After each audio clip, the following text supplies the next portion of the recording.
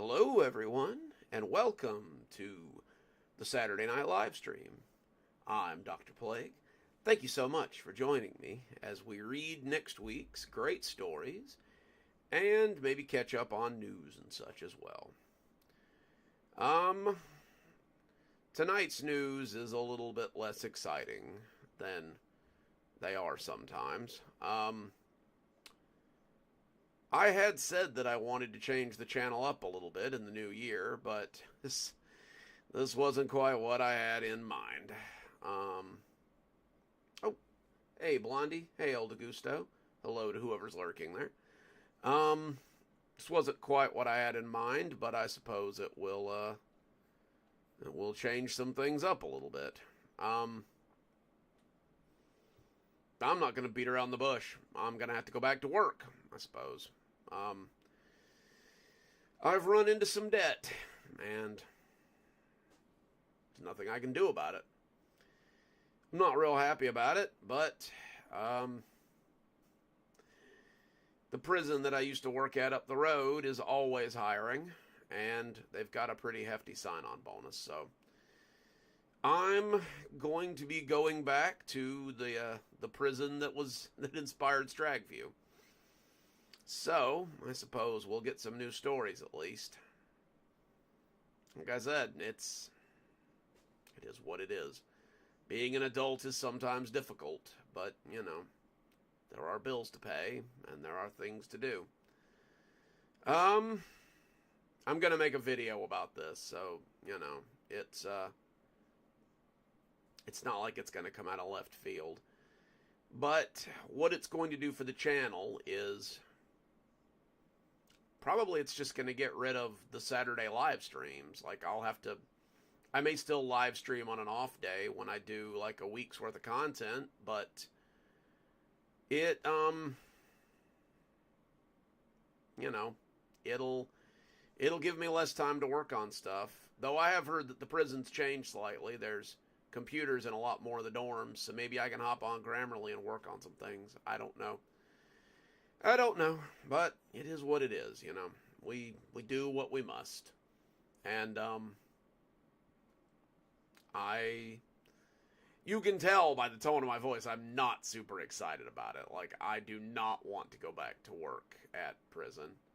Hey Mastermind, I'm glad you made it. I do not want to go back to work at prison. I want to be retired, and I want to write stories, and I want to narrate stuff, and I want to play with chickens. That's what I want to do. But this is temporary. Like, I've done the math. If I give them 11 months, because 1st of December next year, I'm going to put in my 2 weeks so I can spend Christmas with my family.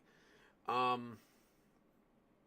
if I give them 11 months, I can pay off all my debt, I can have a nice little nest egg, and I can go back to being retired.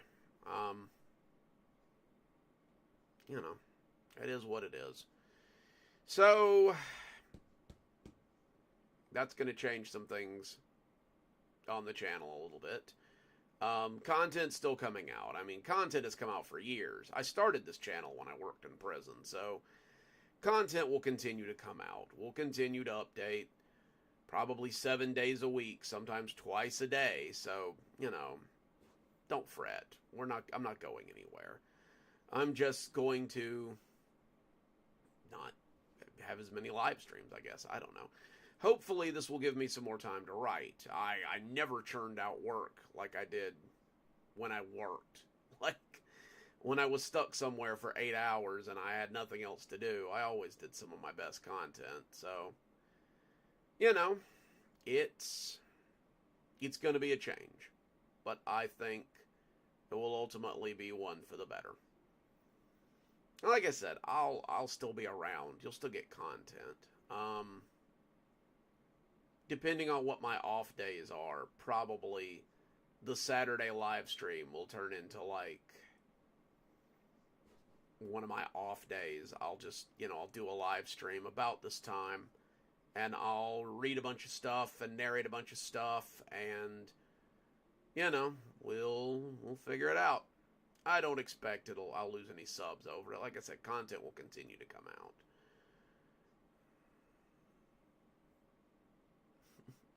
I know. You guys are very patient with me, and I appreciate that.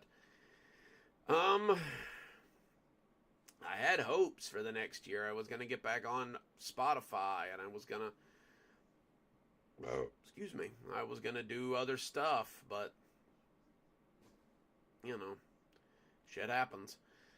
I've actually got a few new narration requests for audiobooks, so I'm going to be working on that a little more.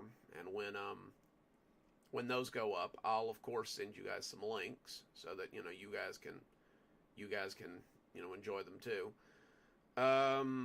Don't forget about our Christmas. That reminds me. Hang on, I need to post about that.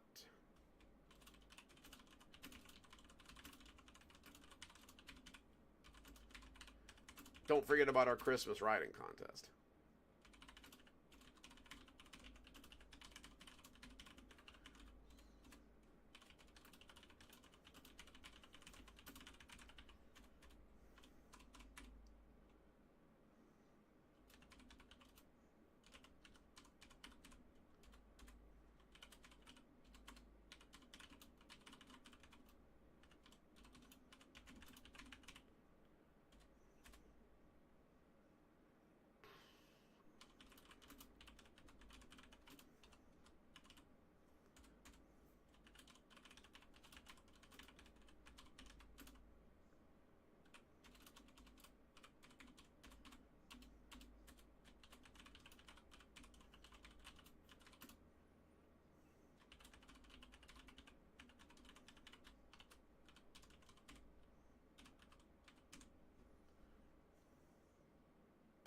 There we go.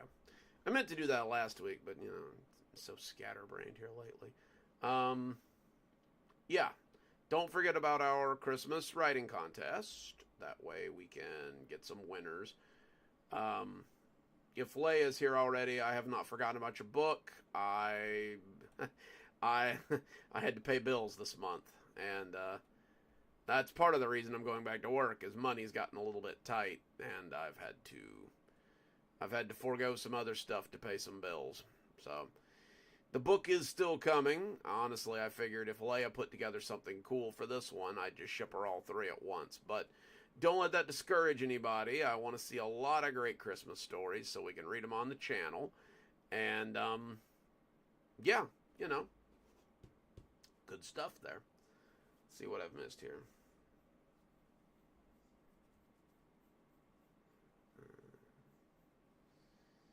Hey there, Angry Otter. For some reason. I'm actually closer to my old job than I was before I moved. I did move though. Like I'm actually living. I bought my parents' old house, so I'm living really close to my old job. It's like 10 minutes up the road as opposed to the 45 minutes I was driving when I lived in town. So, I mean, it's. Plus, I mean, they're offering me like a $12,000 sign on bonus. And I'm not dumb. Like, I know I'm only going to get like maybe $7,000 of that after taxes. But at the same time, I mean, I did clear up a lot of my debt problems right now. And I'm already certified. If I start, I don't have to give them 2 years. I work till my debt's paid off and I've got enough money in the bank that I think is fine, and then I just stop, Yeah. I've also got to get my truck fixed, so a little bit extra coming in would be nice. But anyway, let's get to the real reason you guys are here. I don't know. I figured I'd share that with you guys so that you knew what was going on and what was coming up and that kind of thing, Let's see, where were we? I need tonight's stories. Okay, so I'm actually thinking for the Monday story, we're going to continue with Oh yeah, no, that'll definitely get me out of door dashing. Door dashing was getting a little old anyway. Um, I think we're going to continue with our Black Site 12 stories. Um, those seem to be a big hit, so I think we're just going to continue on there. I wrote a bunch of them ahead of time, so like I've got quite a few in the chamber. Probably, I think I've got one more left after this one. Like I wrote like 4 or 5 of them at a go, and I knew you guys like them, so I figured I'd. My intention was to like write a bunch of them, get them put together. That way, like when I read them, we can just go ahead and what?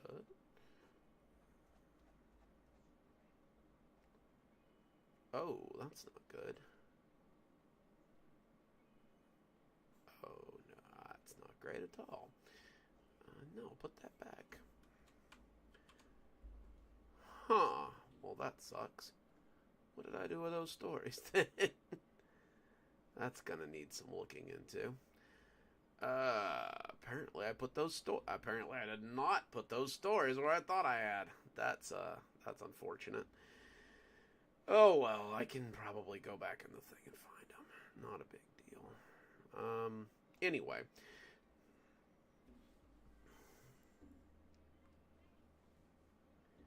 Oh yeah, yeah. Like I get a sign-on bonus because I came back. And I haven't worked at the prison for like 3 years, so like it's not a big deal. Um,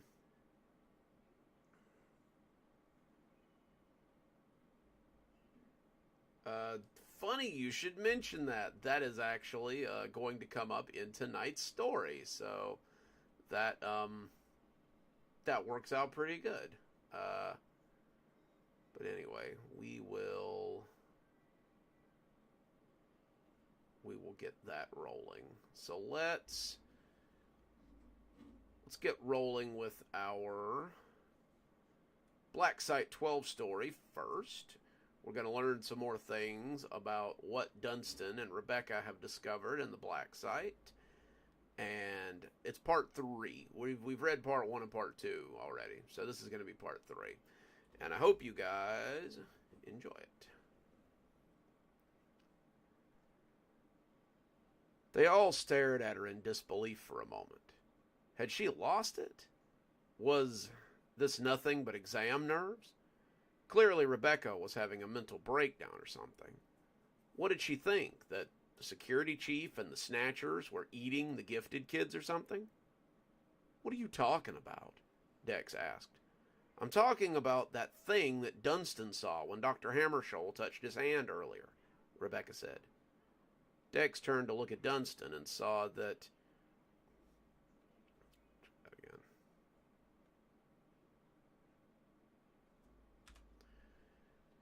Dex turned to look at Dunstan and saw what he should have seen all along. Dunstan looked terrible. It looked like someone had socked him in the guts and just never taken their fist away. He looked like he had eaten some bad mess hall chow and was now wondering which end it was going to come out of. More than that, the kid looked scared, and Dexter suddenly wondered what he had seen in the little doctor's head. Dunstan, what is she talking about? Dunstan looked up, and for a minute, Dex didn't think he was going to tell him. He looked like he would rather drink from the toilet he was sitting on than tell him what he'd seen. But when Rebecca told him it was okay and that he needed to tell them what he had told her, he nodded and pushed up off the lid. As he stood up, Dex noticed for the first time just how small he was. Dunstan was maybe 12 or 13, too young for any of this, but weren't they all? He supposed the kindergarten really didn't care what your age was. It was all about whatever freak powers you had that they could take advantage of. By the sound of it, it wasn't just them utilizing powers. If Rebecca had the right of it, something else entirely was going on behind the scenes. Okay, Dunstan said. Listen up, because I'm only going to tell this once. I think I'd rather suck on the barrel of a gun than tell this story a second time, so one is all you're going to get. After my exam, I was feeling lightheaded. I fainted, or maybe I tripped, and Dr. Hammarskjöld put a hand out to help me up. I shouldn't have touched him. I should have known better, but I took his hand and I saw everything. I saw him as a little kid getting made fun of. I saw him as he learned about his powers and discovered that he could manipulate people with them. I saw him dancing with a pretty girl at a school dance. I saw him getting picked up by the kindergarten. I saw him going through the same training that those of us in the Blue Band program go through. And I saw him seeing what it is that lurks in the bowels of the facility. Hey, Leia. Glad to see you made it. Some monster in the basement? Marcia asked.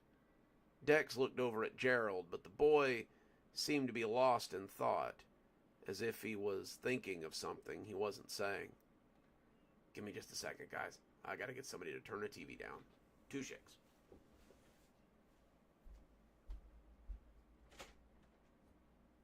Hey, I'm having a live stream. Can you turn that down a little bit? Be quiet, okay? I'm doing stuff back here. Thank you. Ugh. I feel that. Hey, Lance. Okay.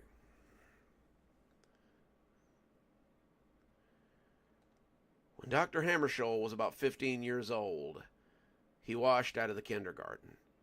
That's what they call it when you don't graduate. Washing out. He didn't wash out completely. Something to do with his power set, but they took him to the juicing room so that they could take his powers and wash him out. What in the hell are you... Dexter started, but Dunstan held up a hand. I don't know, but don't interrupt me, okay?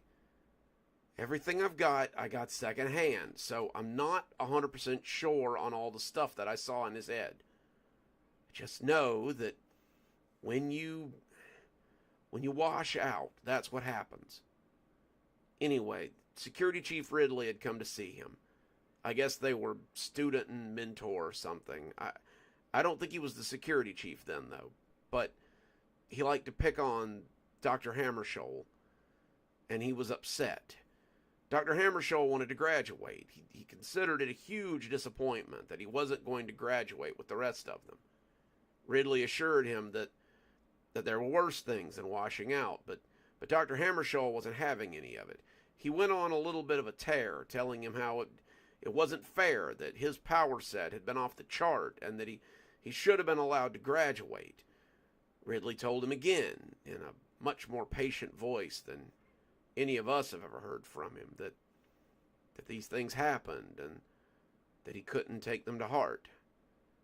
Dr. Hammarskjöld pointed at him and accused him of cheating. He said he just didn't want him to graduate because he was a dwarf, because he was an embarrassment, because he didn't want his perfect little kindergarten to graduate someone like him, and how this is a prime example of bigotry and prejudice and all that. Crap, I lost my spot. Hang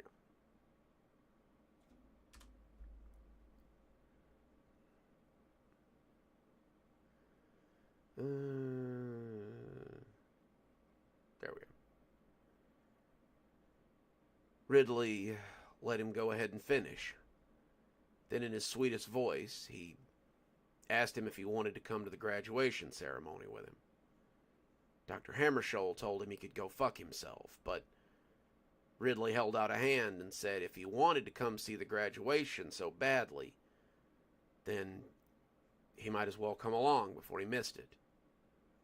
For a moment, it didn't seem like Dr. Hammarskjöld was going to go with him, but then he took his hand and came along, wanting to see what the end result was.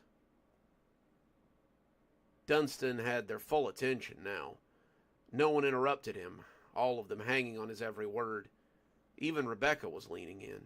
She had heard it all before, but there was a big difference between whispered news and hearing the whole story. Whispered revelations were one thing, but a story is always better. So he went with them, the two of them going to an observation platform just off the hall. It's behind one of those doors that are always locked, and Ridley unlocked it with a key card. He stepped inside, but there was someone else in there who was wearing the security uniform that Ridley usually wears. The man asked what he thought he was doing and to take that student back because only administrators were allowed in here. Ridley smiled and said it was okay. Dr. Hammarskjöld was a washout, and he needed to understand what exactly was involved in graduation. The man started to bluster, but Ridley gave him a look, and he shut up and turned away. He wasn't in charge yet, but I got the feeling that Ridley got what he wanted even then. The observation glass looked out onto a dark stone room, and as Dr. Hammarskjöld squinted at it, the door opened and two people walked out. Dr. Hammarskjöld knew them as Katie and Isaac, and they were both green bands. Isaac was someone who had been very rude to Dr. Hammarskjöld, and it made his blood boil to see him walk so smugly into that room. What was Isaac's power? Rebecca asked, but Dunstan put a hand up. I don't know. Don't interrupt. Ridley invited Dr. Hammarskjöld to sit, but the little doctor told him he would stand. He wanted to see everything, and he knew that at his height, standing would be the only way to do it. So the two of them walked into the cave, and for a moment they were confused. It was dark in there, and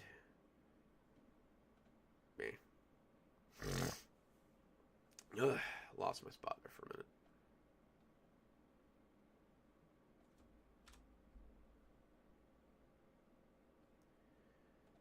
It was dark in there, the interior lit only by a kind of fluorescent fungi.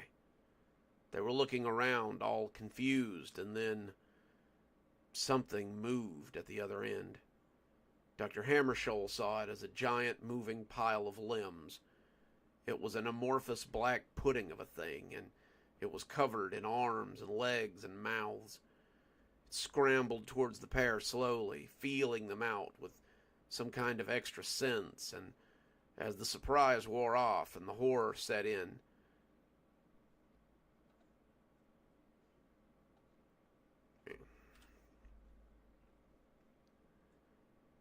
Dr. Hammarskjöld moved away from the glass and asked Ridley what the hell that was. Ridley told him that was graduation.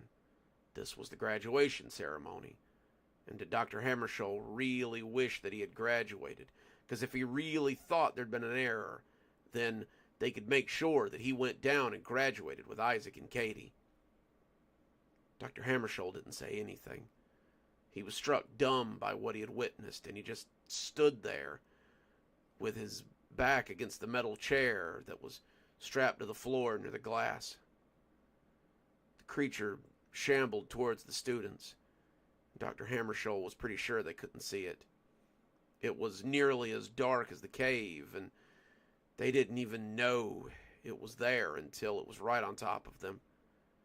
It didn't eat them. It just sort of breathed them in. It took a big whiff of the air, and when they saw it, he saw both of them fall back against the wall and begin to scream. He couldn't hear it. It was soundproof inside the booth, but he felt sure they were screaming nonetheless. The creature loomed over them and took a big gulp of air. It breathed them in, slurping up their essence, and when it moved away, Dr. Hammarskjöld saw that there was nothing but human husks left behind against the rock. He looked at them for a very long time, and when Ridley put his hands on the small shoulders, Dr. Hammarskjöld shuddered as if he'd been dipped in water. Ridley told him this was what happened when people graduated. He said this is what they did with the essence they took from the students when they washed out. It all went to this creature in order to keep it sleepy and docile. Dr. Hammarskjöld told him, his voice shaky, that he'd tell people about this. He said he'd go out and tell everyone what was going on here, and that this whole place would be nothing but a smoking crater within a year. But Ridley just laughed. Ridley told him to go right ahead. No one would believe him, and he'd never be allowed to work anywhere ever again. He told him something like this. Man.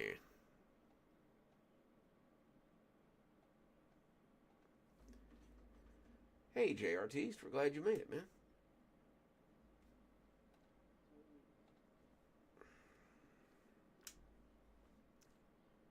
If you're just joining us, we're reading our Black Site 12 story for the week, so have a seat.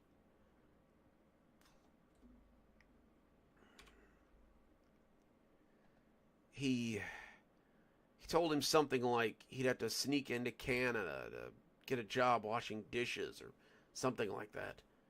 The government, and especially the black sites, would make sure that he died in darkness, mumbling about monsters in the bottom of a government facility.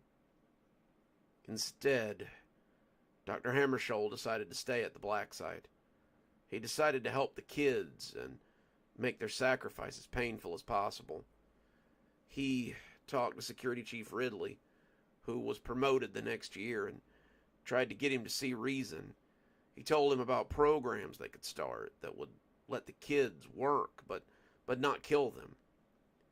He told him just to let the thing starve, but Security Chief Ridley would only shake his head and tell him that if it wasn't fed, then it would go looking. That's what I saw, or at least that's what Dr. Hammarskjöld remembers. All right, that's our first story for the night. Gotta get a little drink there.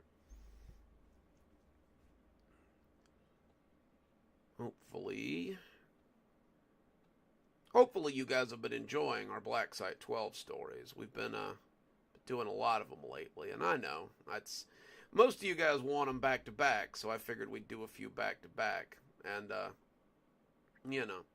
get you guys excited for them. Let's see, what else have we got? Let's go ahead and read our Kashmir story this week. Yeah. We'll go ahead and do our Wednesday and Friday Kashmir story. And then we'll go ahead and read our short stories for the week, which is the start of our Christmas horror stories. So our short stories this week will be Christmas horror, so that should be interesting. Alright, our Kashmir story this week is about an art class at Kashmir Elementary School, a place we've been to before, if you remember. This one involves Mrs. Gadsden and her art class, and I hope you guys enjoy it. Miss Gadsden was overseeing the art projects at Try that again. Yeah. Where's my lip balm? Gotta get my lip balm here. Enunciation needs lip balm. Because as we all know, before any successful live stream, I always use Duke Cannon brand lip balm. Hey, Duke Cannon, send me some money.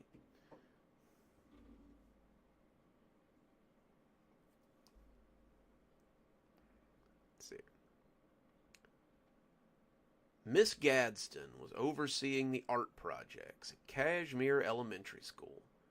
She'd only been the art teacher there for a few months, following Miss Wendy's sudden and surprise need to retire. Miss Gadsden couldn't really bemoan her loss too much.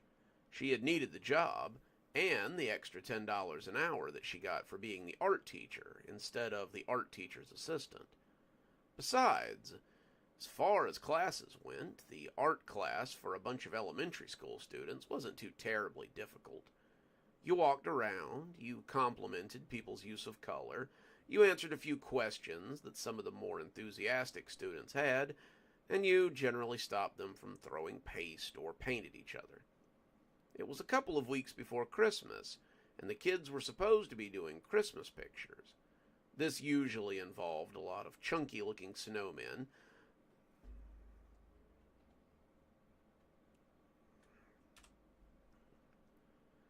a few Santa Clauses, maybe some lights on a lumpy-looking house, and perhaps a menorah or something else if the kids didn't celebrate Christmas. It all came down to a lot of green, a lot of red, more than enough gold, and a lot of colorful art to hang up on the hallway. She was walking around the table of Miss Honeywell's third grade class, complimenting someone's snowflake or telling someone how good their Christmas tree looked, when she saw Wyatt bent over his art project and drawing like he might forget what it was. He wasn't drawing a Christmas tree or a Santa Claus or even a snowman. He seemed to be drawing the interior of a room from memory. His perspective was pretty good for a third grader, and it was pretty easy to see the thing that he was coloring in with his selection of crayons and what it was meant to be. She could see a nightstand with a digital clock, a lava lamp, and the usual bric-a-brac that little kids seem to like to collect. She could see a table with a laptop sitting on it, and a small pile of books and papers and things. She could see a bookshelf with some kinds of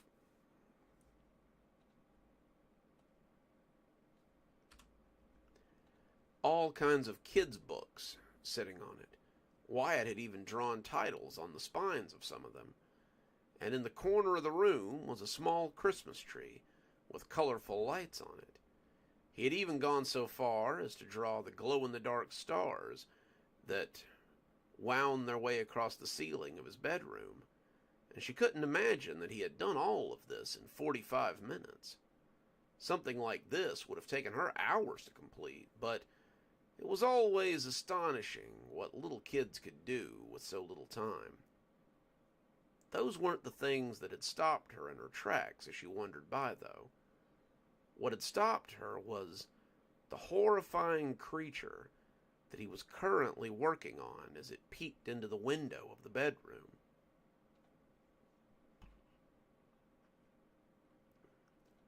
The creature was unlike anything she had ever seen, and she honestly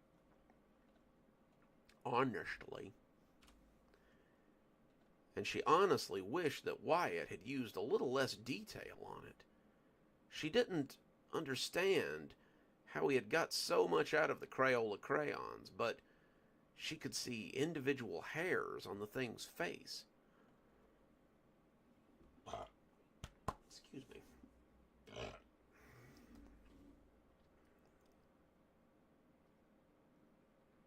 It was like a goat person, its hair brown and matted. It had curling horns coming out of its head, and seemed to be dressed in a kind of ragged Santa Claus coat, complete with downy white fringe. Its eyes were a little more.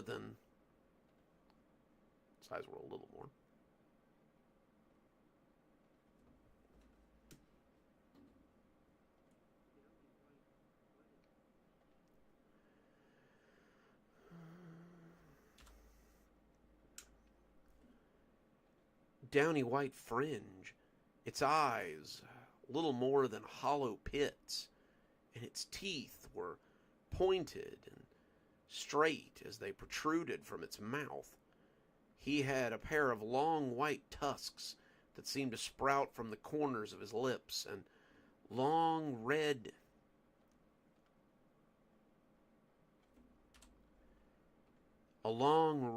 tongue.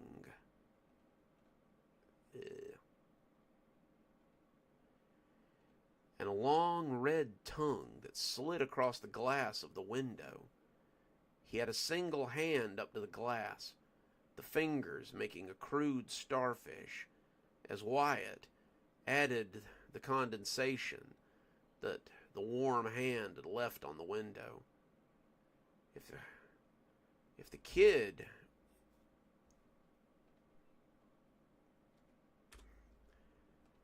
If a kid with his talent made it to puberty,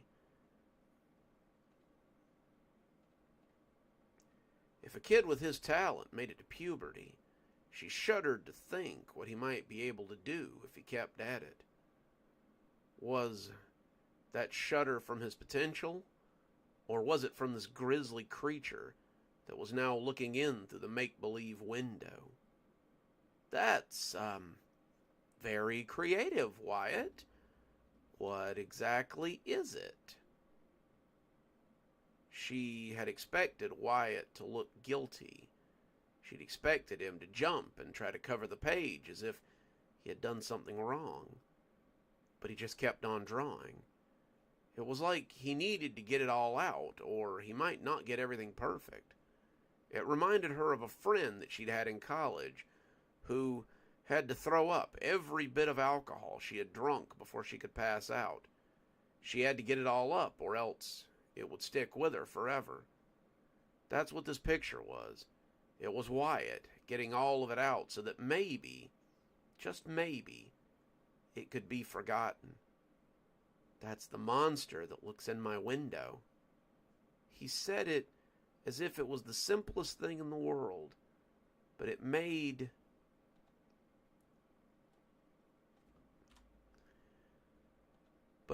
Miss Gladstone all the more curious. Does the monster come every night to look in your room? No, Wyatt said, looking at the picture and then picking up the black crayon so he could add something to the corner of the eye. He only started last week. He's been coming every night since, though. I don't know if he knows I can see him, but he appears late at night and just watches me. Miss Gladstone wanted to laugh and chalk it all up to the weird things that kids often say, but this seemed different somehow. This seemed like it was a little more than a child's overactive imagination. It was so detailed that it was hard for her to discredit it or just think of it as some bit of imaginary nonsense. If this thing had come and looked into her window every night, Miss Gladstone thought that she might lose her mind.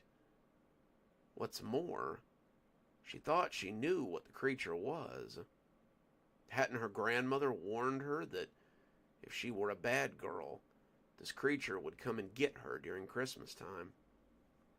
As she looked at the picture, she could hear her grandmother's thick Germanic accent as she told her what would happen if she was bad. Santa Claus does not come for bad children. No, he'll send one of his helpers. He'll send his worst helper to come and punish you for being a naughty little girl. He'll beat you with switches, and then he'll put you in his basket and take you away forever. It had scared her as a child, but now all she could wonder was why you would tell something like that to a child in the first place. She would have never told her own children that. She would have never told them something that cruel, and it would have likely kept them awake for weeks if she had. When their teacher came back to get the class, Mrs. Gladstone asked if she could keep Wyatt for just a little while longer so he could finish his art project. Miss Honeywell said that that would be fine, just to bring him back to class when they were done.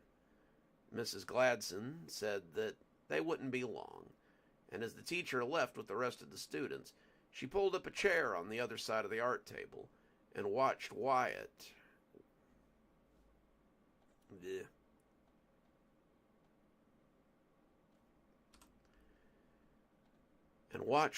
Work. He had stopped coloring now, seeming to look at the picture as if wondering what he could add to it. She wondered what could he add, and found that she wasn't sure she wanted to know. Wyatt? He didn't look up, just kept looking at the picture. Wyatt? He looked up then, seeming to realize that she was there at all. He looked concerned, but not overly so. She supposed that a monster wasn't really all that much to worry about for a child. They saw monsters everywhere, under the bed or in the closet, and at least this one was outside, or maybe it couldn't get to him. But if her grandmother was to be believed, then a window or a door certainly wouldn't stop him. How many nights has this monster come to your window?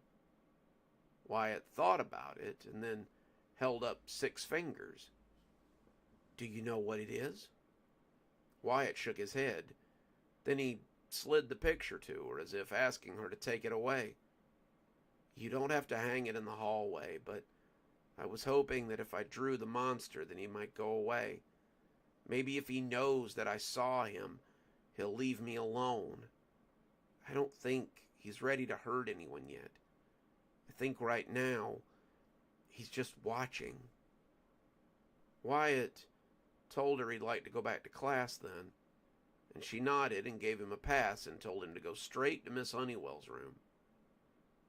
Miss Gladstone sat there for the rest of her free period and looked at that picture, hoping that it had all been a dream and Wyatt was wrong about what he had seen. She had spent her entire...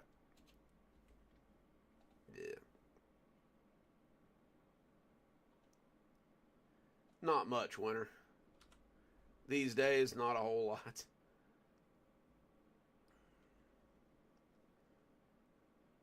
She had spent her entire childhood being afraid of this creature, and she didn't want it anywhere near her. And she didn't want it anywhere near her family or her town. And there you go, guys. That is our Kashmir story this week. We're going to move on to our Friday Kashmir story, which is going to be... We're doing a lot of Christmas stories since it's the season. So this one's going to be... this one's technically going to be a Kashmir Medical Center story, but it's going to take place at the garden, and, like, you know, a bunch of our favorite characters are going to be there, so... I like to do that around Christmas time when I can, you know. You know, I like to have our different Kashmir stories really come together, and, you know, it feels like a bit of a community there. But, this one is about John, who works at the Kashmir Medical Center, and it is called The Tree Lighting, and I hope you enjoy it.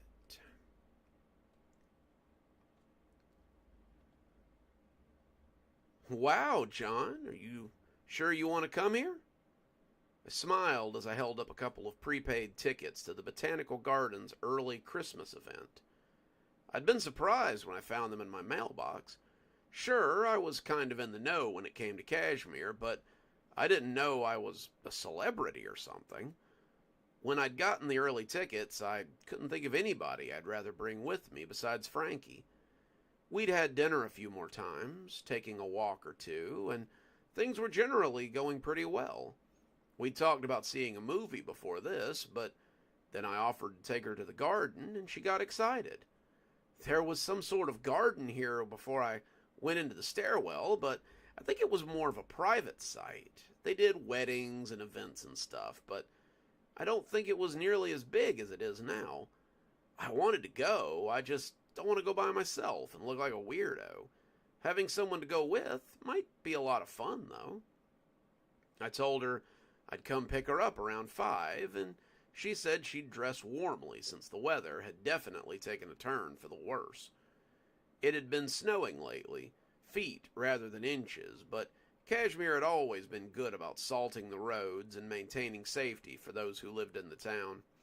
I had no doubt that the garden would also be putting something together so that the people wouldn't be impacted by the weather, and when I pulled up in front of Frankie's house and saw her waving to her brother as he looked out the window, I smiled at her fuzzy parka and large earmuffs. She had a matching pair of gloves as well, and she looked a little like one of those holiday dolls that you saw at the toy store. Okay, "Let's go see what all the fuss is about," she said as she climbed in. She chattered amicably as we drove along, telling me how some of her friends had been a little jealous and wanted to see pictures when she got back. The event didn't officially start until next week, and so many of her acquaintances were curious to see what the garden had in store this year. I seem to recall that last year's event had been pretty spectacular, but I'd been a little distracted, given the other thing that had happened at the garden last year, something I didn't intend to tell Frankie about. I felt a little guilty about making this into a date, especially considering she wasn't the only reason that I wanted to go to the garden. I'd been reading the book that the warden had given me, and the garden had been one of the areas laid out in several parts of the tome.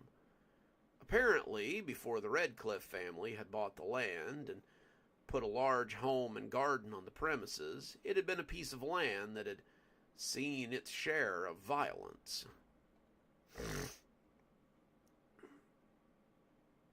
Sorry guys, my neck hurt. It had been swampy, something you didn't often see around here, and it had been the site of several hangings and a number of bodies that were supposed to have been dumped in the soupy ground of the area. Lots of people said that the ground seemed particularly hungry, and the remains would likely never be found of those who went into the earth. It was supposed to have been the home of a witch woman whose house had been burned down in the mid-1800s as well. Some people claim that she had put a curse on the place, but whether that was true or not, no one really knew. Before the Redcliffe family had put their estate there, the police were supposed... The place?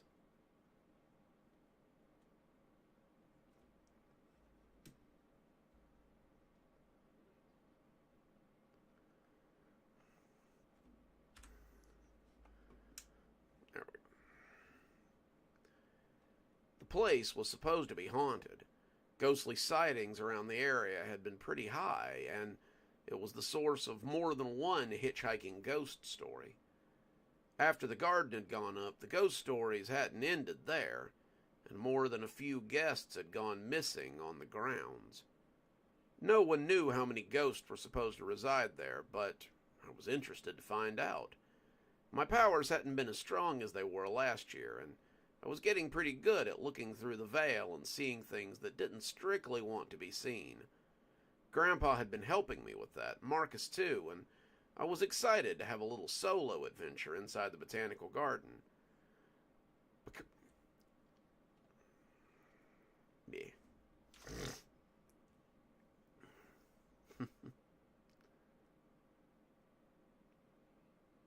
Oh no. You better be careful, Winter. You can't get around the court system.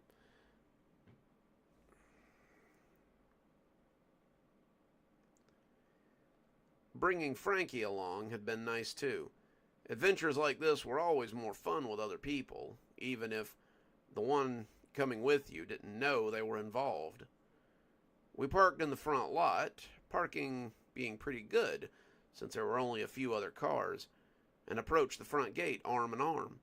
"Sorry, kids, but tonight's a special event. It's tickets only, and it's mostly VIPs tonight." I tried not to squint at the guard, but it was hard when I could almost see through the mask he was putting up. I mostly used my sight to see ghosts and spirits, but I could also use it to see through the glamour used by some of the more powerful creatures around town. I tried it once on Dr. Winters, and she must have felt something because she politely but firmly instructed me not to be too curious. She told me some things didn't like being seen, and they might take offense to it if they knew that I could see what they really were. Some of them... excuse me. Sorry.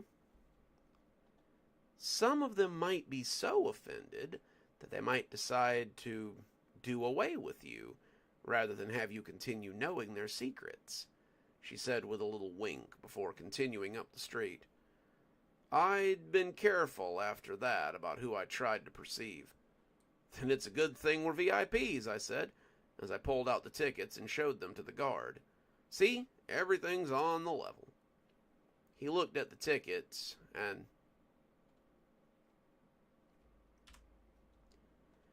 he took the tickets from me like he didn't really believe me, and his eyes got big when he realized that I'd been telling the truth. He flipped them this way and that, clearly looking for watermarks or perforations, and when he was satisfied, he ripped them in half and handed us the stubs. Righto, well, come on in then. They're just about to light the trees over there. I suppose to be something to see. Frankie laughed a little as she leaned her head against my shoulder, the two of us walking through the gates and into the park. You're going to spoil me at this rate. I don't think I've ever been on the arm of an important person. Say, how did you get those tickets anyway?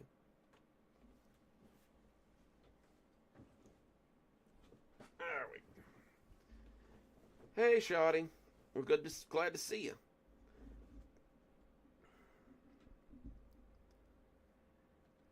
Oh, I won them in a raffle. Something with the Elks Lodge. I think my dad put my name in a drawing or something. I couldn't have her getting the idea that I was a big bug around here or something. As far as anyone at work knew, I was just a regular guy who was good at interacting with spirits, and I wanted to keep it that way. If they found out I was some kind of superhero or something, then they might treat me differently, and I didn't really want that.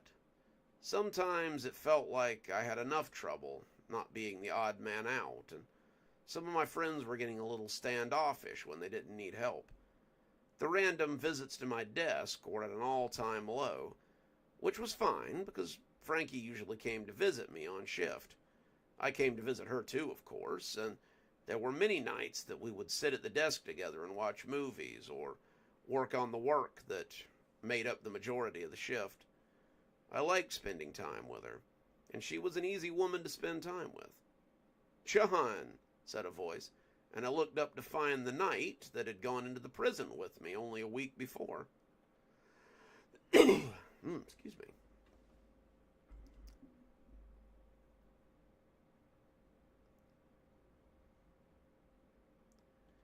He wasn't wearing his armor tonight, but I realized that wasn't true when he shook my hand. To the casual observer, he was dressed in flannel and jeans, a knit cap, holding back his short, dirty blonde hair, and the outfit made him look a little like a lumberjack. If you squinted, though, and you knew what you were looking for, you could see the pale green armor beneath the illusion. You could see the pauldrons with snow melting on them, the hilt of the sword that stuck up over his shoulder, and the heavy boots that walked through the snow without fear of slipping.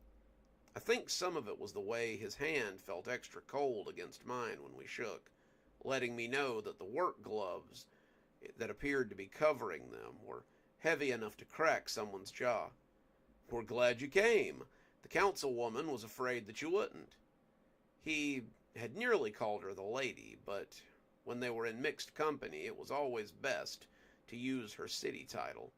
She was the head of the Botanical Gardens Council and the silent owner of the entire thing, but in reality, she was a creature. If I could talk today. She was a creature far grander than anything I'd ever seen. She had felt like an elemental force the one time I had met her, and the winter last year had been extremely rough after she had been kidnapped. It was easy to believe that she brought the warmer clients to not just the garden, but also the town, and I was honored to have been invited. Hello, Carol. Glad you could make it. Yes, please, come join us on Discord. We've got some cool Discord stuff going on over there. Sam, I'd like to introduce you to Frankie. She's a good friend of mine, and... Oh, he's too modest, she said, as she shook Sam's hand as well. I'm his girlfriend, and I'd like to thank all of you for inviting us as well. I don't usually get invited to things like this. I was speechless for a moment. We'd never discussed it, but I wasn't opposed to the idea of her being my girlfriend. I would have to bring it up later, assuming it hadn't just been a joke, but Suddenly the cold didn't seem so biting, and her arm felt a little lighter in mine. Didn't I read something about you? The Kashmir Sentinel wrote a story about how you turned up unchanged after 50 years, didn't they? I'm afraid that's me, Frankie said with an indulgent smile. I suppose somebody finally thought it was time for me to come back. That's how I met John, actually. He was one of the first people I saw when I came out of the stairwell, and he just made me feel very safe. Of course, that's a hard thing to convey when you've walked into what you perceive as a futuristic sitting room, she said with a laugh. Well, it appears we have two very interesting people with us then. I do hope the two of you will enjoy your time at the garden. If you hurry down the pathway, you might be able to catch the tree lighting as it happens. The two of us started away, but I felt a little more like she was pulling me along than walking with me. Thoughts of ghost hunting had escaped me, and I was trying to process the fact that not only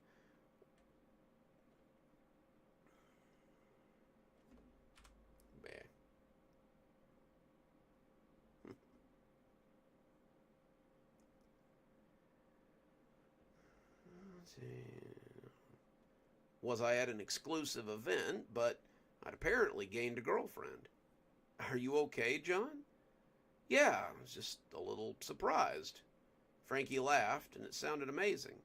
Well, in my day, when a fella goes out on 4 dates with you, he usually proposes.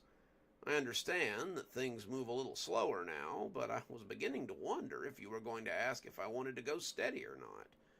You do want to officially date, right? Of course, that'd be great. I thought it might be a little forward of me to ask, but yeah, I'd like that a lot. Good, she said, as she leaned a little closer to me, because I like you a lot, and I'd like to see where this goes.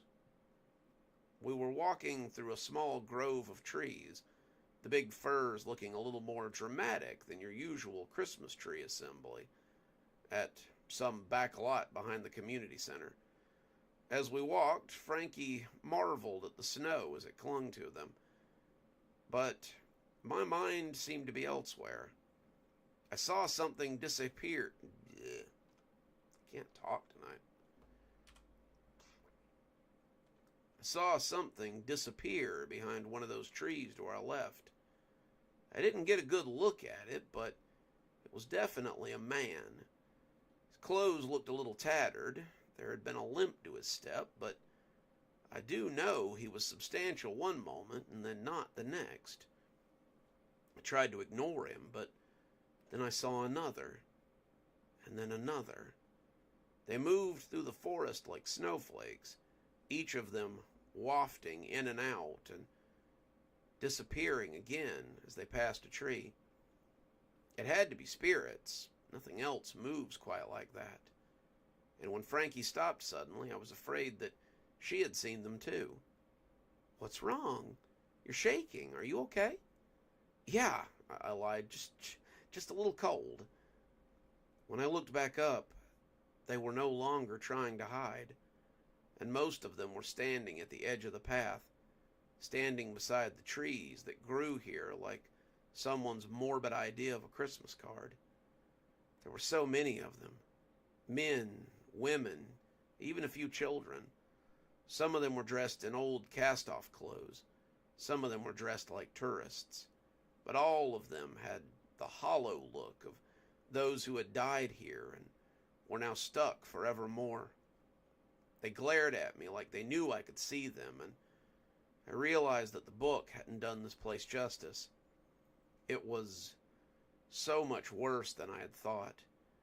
And the farther we went, the more I saw arrayed.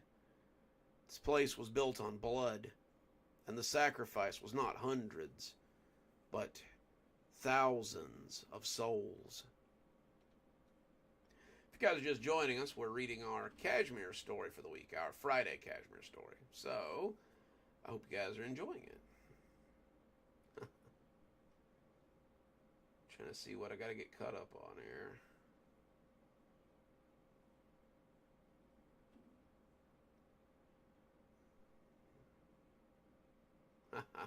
Maybe I'll bring the chick out a little later. She's gotten so big.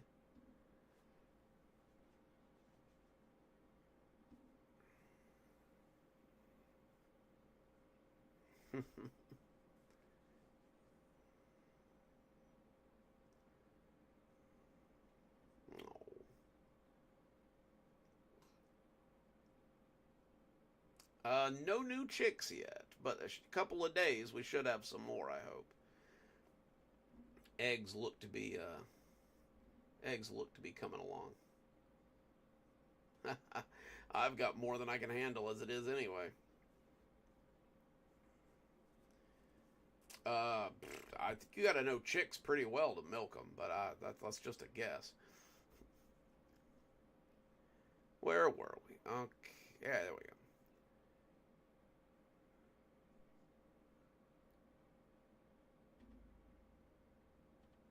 I was glad when we came to the area where everyone was gathered, and another familiar voice pulled me out of my stupor for a moment. John, over here! I smiled as I recognized him. It was Grandpa, of course. He and Marcus were standing next to Dr. Winters and her girlfriend, Mr. Seraph, standing beside them as well, with his assistant, who was arm in arm with Dr. Winters' receptionist. They were joined by the warden of Stragview, who I rarely saw outside the prison, and when they hailed me, I saw more than a few people turn to look at our odd little collection of invitees. No Glimmer tonight? I asked as I shook Marcus's hand. No, she's out getting meat for the winter storage. She wanted to be here and was a little sad that she couldn't make it.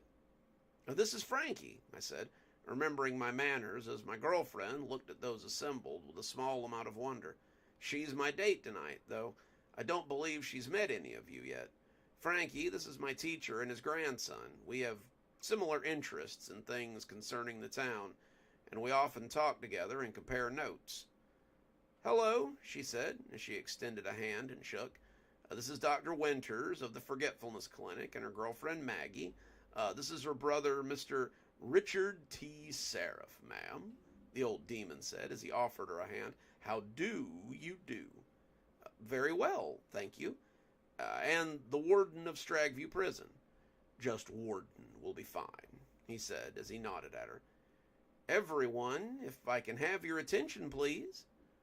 We looked up to see that the lady had approached the stage, and everyone gathered around to see what she had...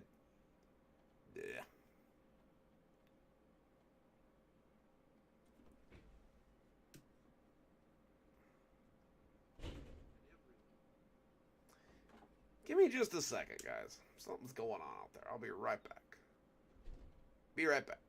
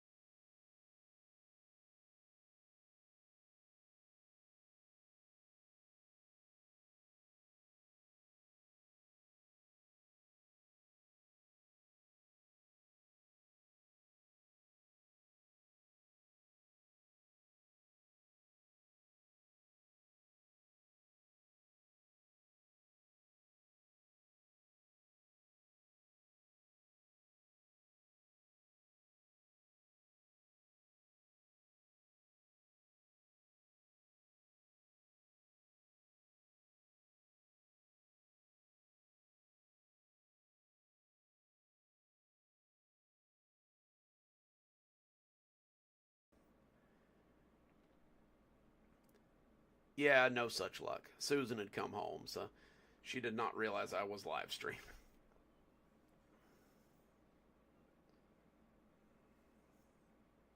Alrighty.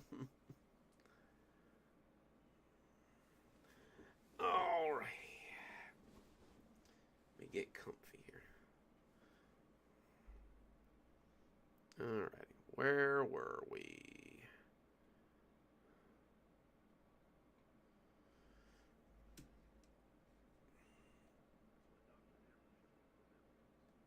Alright, not that one, clearly. Not that one. I guess I don't really need that one anymore.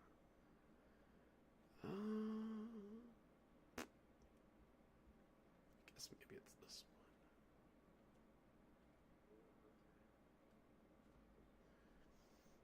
No.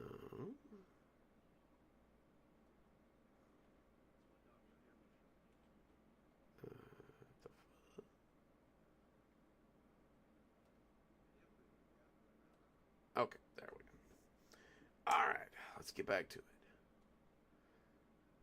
Oh, see you, Ed. Have a good evening.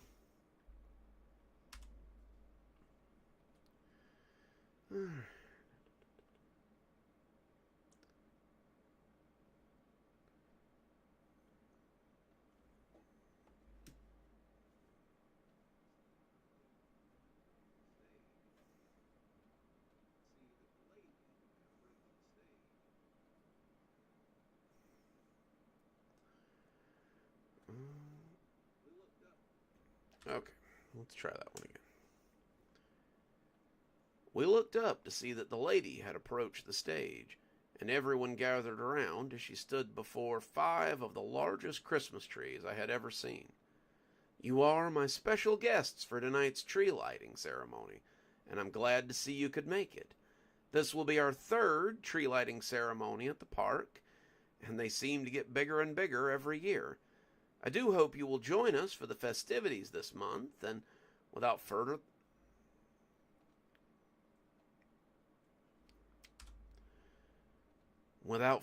ado, let's light the tree. Sam had joined her on stage, as well as another member of the security team who I thought might be named Randy. She pressed the button and the trees came to life. They were covered in lights and candy and all sorts of ornaments, and the oohing and ahhing was genuine as those assembled took in the majesty of the trees. What I was interested in was a little different from the fabulous trees, however. Just as they had been arrayed around the pine trees, they now spread out around the lily pond and seemed to melt into the walls and the woods around it. There were so many of them, and there would be no way that you could fit all of them. What had gone on here? Most of them looked ragged and waterlogged. Some of them were dressed in prison uniforms and jumpsuits and the kinds of things that tourists would wear and the sorts of things that tax collectors and policemen would wear and all sorts of other things that seemed to shine in the lights of the trees. This wasn't something I could fix. There were just so many of them. I could talk to ghosts from now till the day I die and never make it through all of them. Why would the warden have told me about these places? There was nothing I could do for them, and when I heard his voice in my ear, I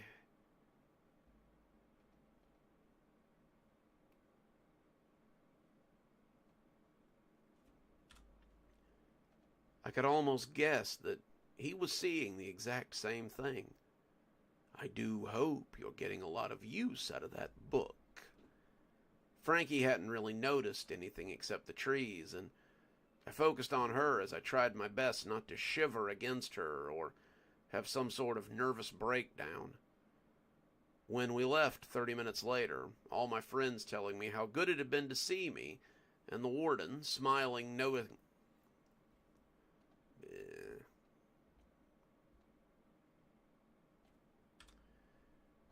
The warden smiling knowingly at me, I was glad to be able to go anywhere else but here. How about a nightcap? Her question surprised me a little, and as I looked down, she had a mischievous look on her face. There's a tavern just up the street. Why don't you buy a girl a drink? I smiled, glad to be away from this place and forget what I had seen. We left my car there and walked up the street to the bar inside the bus station. And after a few drinks and some conversation, I had almost forgotten all about those faces looking back at me from around the lily pond. Almost, but not quite. Alright, there's your Kashmir story there.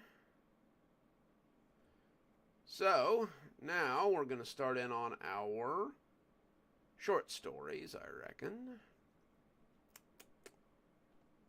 So yeah, there you. One of you guys had asked me a question earlier about it, and yes, the warden and the other demons, I guess, can see the dead people.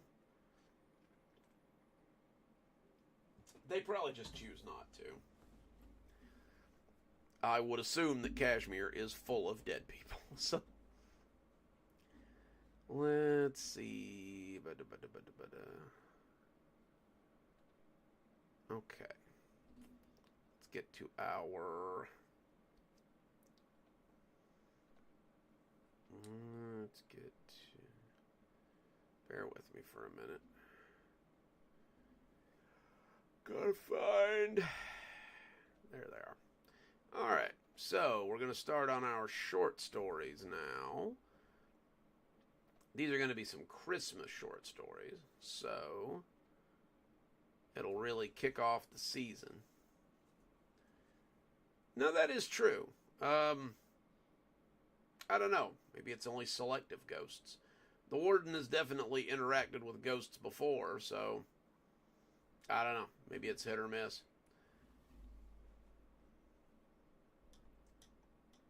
I don't know. I assume that demons can see ghosts. I haven't really got that far in their lore yet. But, I don't know. We'll work it out, I'm sure.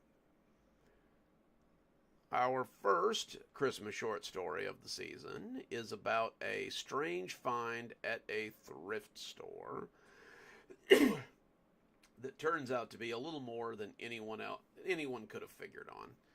It's called Star of Wonder, and I hope you enjoy it.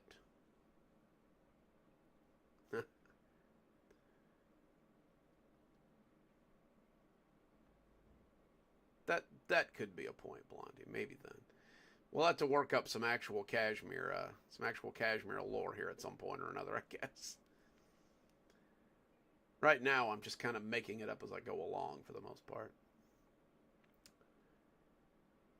Had I known what it was, or what it would do, I would have left it in the box where I found it. Thrifting is something my mom and I used to do when I was young, and it became kind of tradition for us. Mom was an old hippie, and she always liked the idea of helping the environment. Recycling, composting, and of course, looking for cool secondhand clothes at the thrift store. It got to the point where I was buying her Christmas presents from the local secondhand stores because she just couldn't stand the idea of buying something new and adding to the wastefulness. That was what had brought me to the Three Sisters thrift store on the day I made my big find. Oh, that's an idea. Spiderwick Chronicles does not get enough love. Mom had a thing for jean jackets lately. Anything she could sew patches on. And I was looking through the racks as I tried to find something else to round out her Christmas presents this year. Mom was honestly my favorite person to shop for these days. My two boys, the twins, were at the age where all they really wanted was money or gift cards. They had both been employed since they were 15, so if they wanted it, they usually bought it. My daughter was all about Disney princesses and cute clothes, but as she entered middle school, I thought the former might be on the way out. It was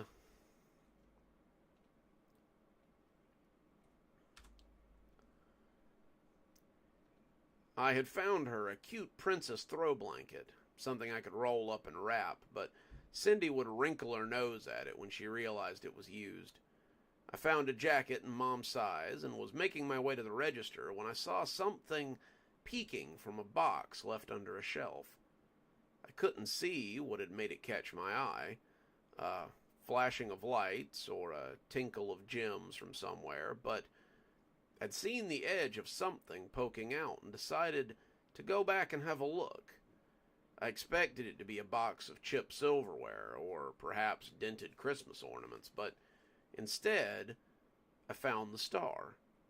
It was one of those old ones, a chrome ball sitting on a cone with arms poking out of it, but it wasn't until a woman excused herself and walked around me that I realized I'd been staring at it for 5 minutes. It seemed to shimmer in the fluorescent light of the old shop, and just couldn't bring myself to leave it. I had to have it. More than that, I needed it. I needed it more than I'd needed anything before, and as I started to casually toss it into my buggy, I felt the fingers of greed scamper up the back of my neck. What if someone took it out of my cart?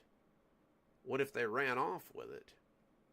What if they saw it the way I did and just ran right out the front door? I decided that I would keep it in the top basket, the one that the little kids usually sit in, but I couldn't bring myself to take my hands off of it. Sheriff Masterson. Yeah, that's right, Blondie. I was heading for the front, wanting to check out, but then another thought occurred to me. What if the checkout girl decided to take it from me? It wouldn't occur to me until later, but nothing in the little cart mattered to me anymore. Not the jacket, not the blanket, not any of the knickknacks I'd found. It was only the star. Nothing existed but the star now. Suddenly I wanted to just run from the store with it. Just run away and never look back. Screw the thrift store. There were a lot of other thrift stores, and I could always find another one. I could just go. They couldn't stop me. But as I came to the decision to leave with the star, the checkout girl was smiling and asking if I'd found everything okay. It was too late to back out now, and I started putting things on the counter so that I could check out quickly. She eyed the star in my cart with confusion, and when it finally came time to present it, I picked it up, but I couldn't bring myself to put it down.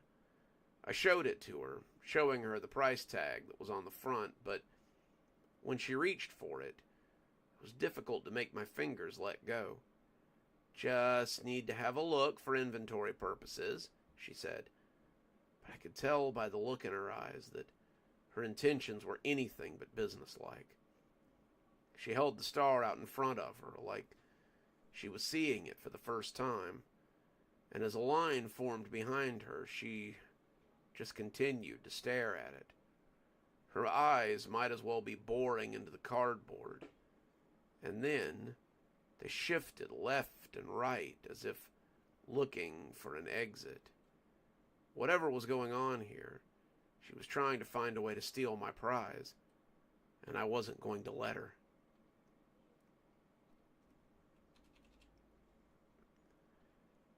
Here, I said, as I offered her a 20. The whole order was less than $10, but I wanted to be done with it so I could leave. I was already thinking about how I would just sit in my study and look at the star. I thought at first that I might put it on top of the Christmas tree, but that wouldn't do. If I put it on the tree, then everyone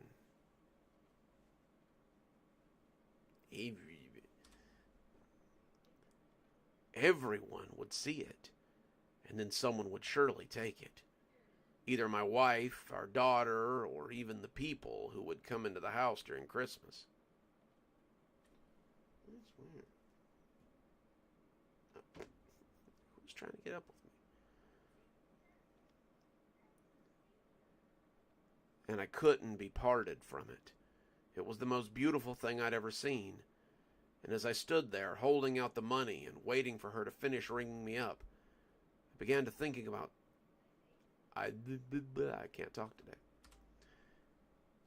I began to think about snatching it from her and just making a run for it. "Excuse me," said a woman.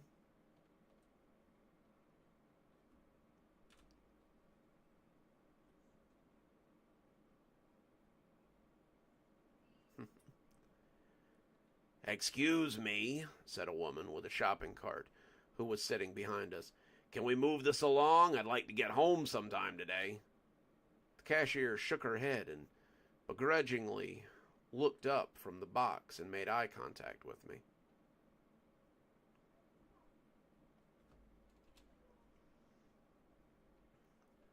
I could already see the mania behind her eyes, and I didn't like it one bit. I'm sorry, sir, but we can't sell you this item. It's not in the inventory anywhere, and I believe it might be damaged. We need to take it to the back so it can be disposed of. Can't have our store known for selling shoddy merchandise." She smiled as she said it, but the rat look was still in her face, and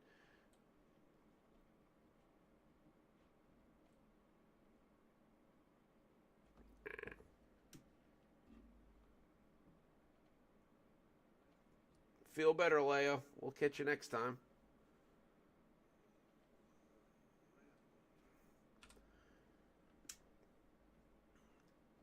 But the rat look was still in her eyes as she tried to figure out how to get away with the star.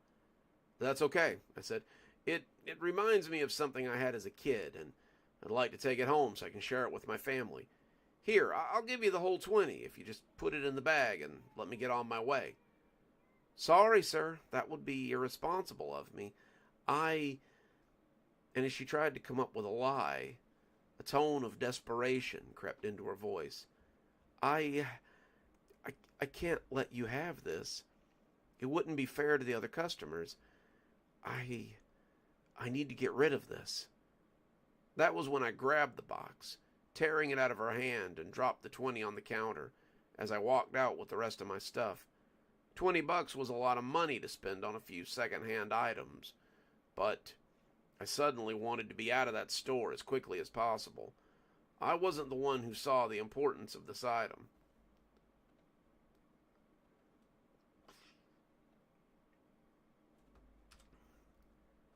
I wasn't the only one who saw the importance of this item, and I needed to get the star away from her.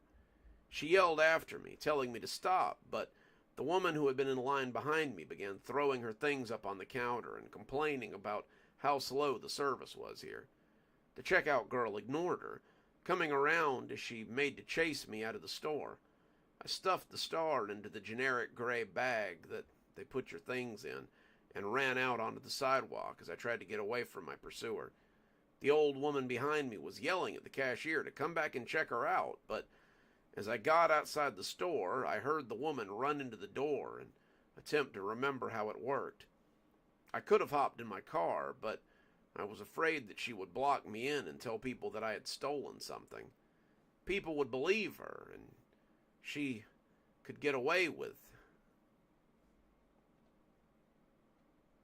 me. I'm having some trouble tonight, guys. Sorry.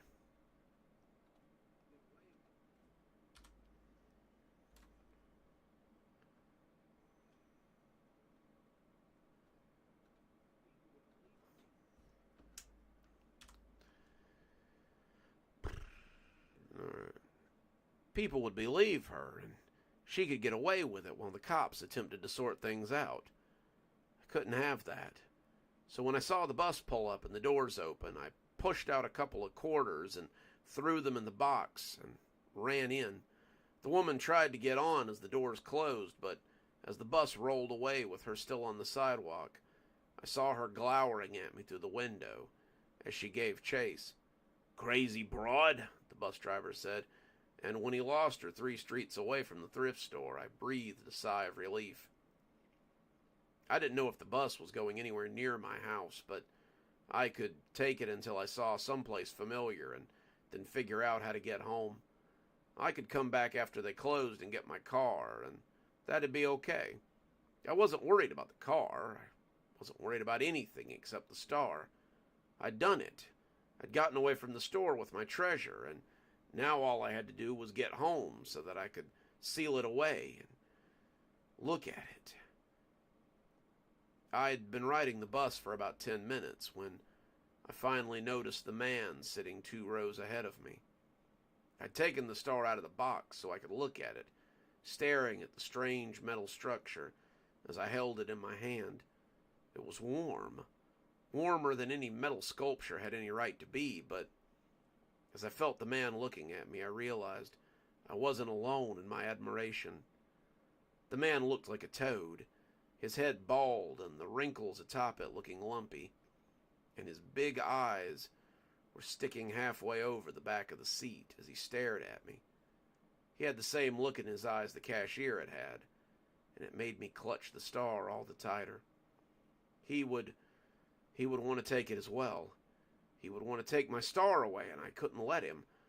I never stopped to think about it at the time. This had never happened to me before, but the metal novelty had become my entire world. I would have done anything for that star. And when he reached up to pull the lever for his stop, I clutched it to my chest as he shuffled towards me. He was going towards the door in the middle of the bus, and I just knew that as he went by, he was going to grab it and try to wrestle it away from me. He wouldn't have it, though. I'd bite him if I had to. I'd kill him if I had to. And I tensed up as he drew even with me. His big frog eyes were still on the star as I clutched it to me like a baby, and he turned away and passed out of sight. I felt a wave of security and serenity pass through me. I loosened my grip for only a second, and when I felt him grab it and tear it away from me, I screamed. He had doubled back, seeing me loosen my grip and then coming to collect his prize. And as he ran off the bus with it, I yelled and gave chase. I left all my stuff on the bus, not caring for anything but the star. I went tearing off after him, but the bus driver was yelling at both of us to stop. As I hit the street, I could see him already disappearing down a narrow alleyway. I ran after him, soon getting lost in the tangle of brick-covered alleys that surrounded me. And when no hope seemed to surface, I was filled with sadness. Finally, I just fell to my knees and began to cry. It had been mine. It had been all mine, and now it was gone. I was never going to see my star again. There was nothing I could do about it. The longer I knelt there, smelling the dumpster and feeling the puddle of God knew what as it dried on my pants, the more I began to realize that what I was crying over was silly. So I'd lost a trinket. So what? The more I thought about it, the stupider I felt. And when I found my way back out of the alley and saw that the bus was still there, I felt like I had some hope that I might find the things I had bought where I left them. The driver was talking to the cops. Apparently the guy had knocked over an old lady on his way off the bus, and when he saw me, he pointed me out and said that was the guy who had had his stuff stolen. That led to about an hour down at the precinct as I told them what had been stolen and by whom, and I had to tell it about 5 or 6 times before the cops finally understood that the guy had been after junk and I had no idea who he was. In the end, they told me to be careful and sent me on my way.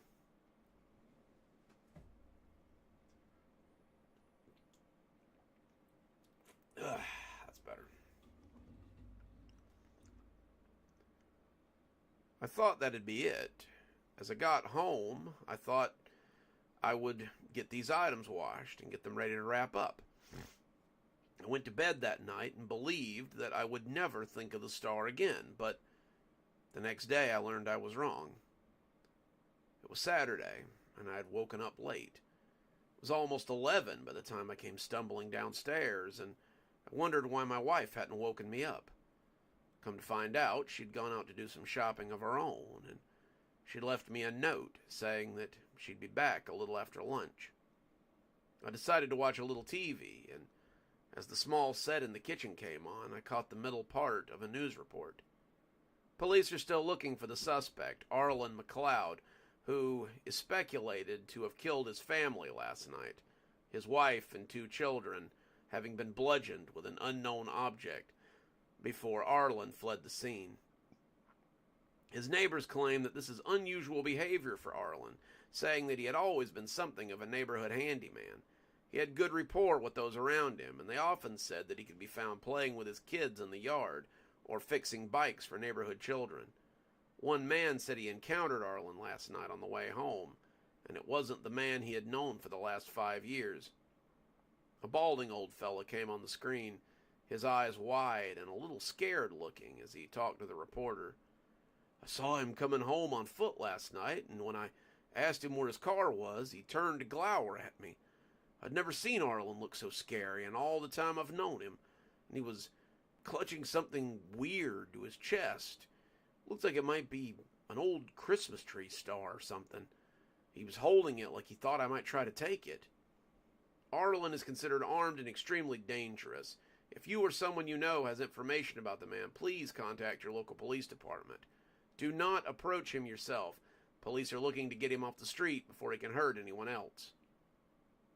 I'd intended to turn it off, but when they flashed the picture of the guy across the screen, my finger stopped mid-hover over the remote. That was the guy. That was the guy from the bus. The picture they had was of a smiling man, his face and eyes still a little toad-like as he hugged a cute pair of kids after a softball game. The guy in the picture was not the man who had robbed me yesterday, and I wondered if it had something to do with that weird star. I also wondered what would have happened if I had brought it home myself. Would I be on the news now? I didn't know, but it gave me a cold little chill that had nothing to do with the season. So be careful what you find at the thrift store. It might be more detrimental to your life than you could guess. I hope wherever Arlen is, they find him soon. I don't want to be the guy that tries to come between him and that strange Christmas tree star. And there you go. That is Star of Wonder, and we've got one story left to go. So, hope you guys are settled in, because the last one is a long one. You guys are always after me to write super long stories. Well, I have obliged you guys this week. Thank you, Blondie. Oh. Get a little stretch going here. Who knows? You just never know. We'll see. I don't know if I've got enough voice left for this one, but I hope so. Alrighty. So, this one is about a strange town in Georgia where everyone has a strange set of rules that they follow and abide by. The story is about when someone who doesn't know the rules kind of breaks them. So,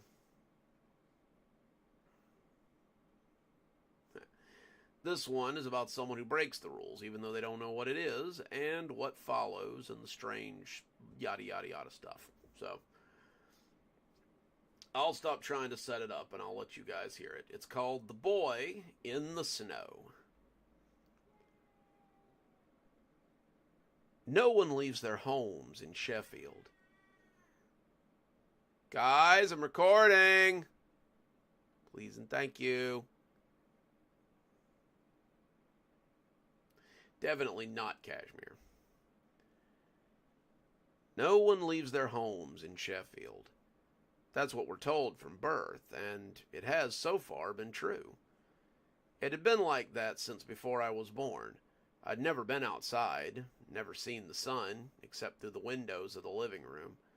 My mother said that the air outside was poisonous, that the sun would cook you like a chicken in a microwave if you went out into it. And until I saw the boy, I had never seen anyone outside, besides the occasional bird or something.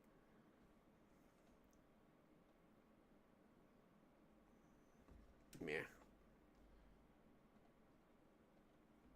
Oh no, Chatsworth is way too scary for one of my stories. Bird or bit of wildlife.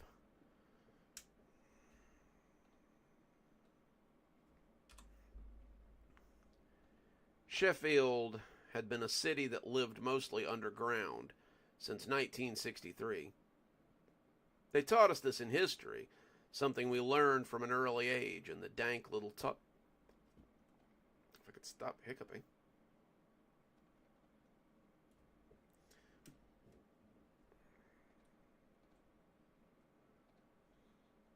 Try that one again.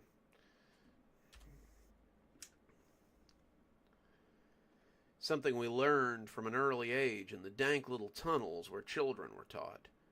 The war hadn't affected us much. Sheffield was a coal mining town in the Appalachian Mountains, and thought some of our young... Yeah.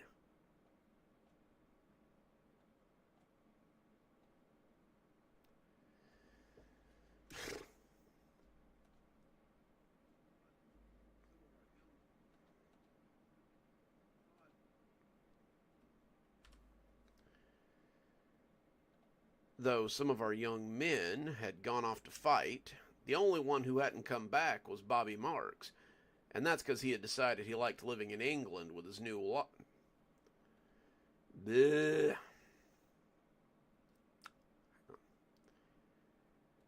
Though some of our young men had gone off to fight, the only one who hadn't come back was Bobby Marks, and that's because he had decided he liked living in England with his new wife more than he liked living in the mountains. The government people had bought our coal for the war effort, and the town had done as well as it ever did. Then, the United States had begun a silent war with Russia, a war that Russia had used as an excuse to strike first.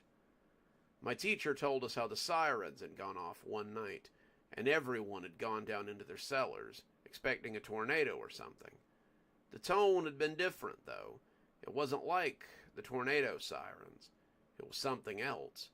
The ground had shaken a little. There had been some bright flashes, described by those who were brave enough to look out in the sky. And then, silence. The sirens never went off again, but as they hunkered in their cellars, the radio broadcasts began. They told us not to go outside, not to leave our houses until further notice, and the longer it took for further notice to get here, the less we felt like waiting. Sheffield was a mining town. Mining was all they knew, so they dug. Almost every house had a pick and a lantern, and it was easy to dig into the foundations and out into the world. It started as tunnels between houses, then it was tunnels into town. Before long, everyone's house was connected by some sort of tunnel. The tunnels became our roadways, and we could go anywhere with the tunnels. And some people had even sacrificed part of their homes to brace them. A few people had completely deconstructed the second layer of their houses to provide bracing for the tunnels, and now we were more or less a tunnel of...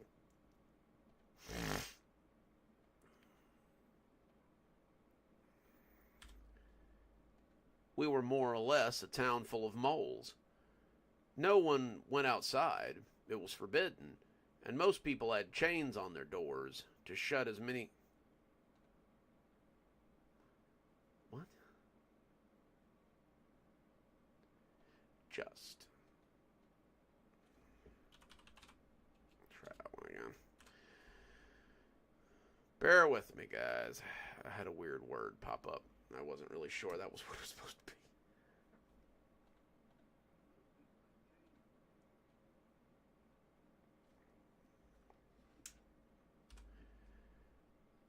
Most people had chains on their doors, just like my parents did.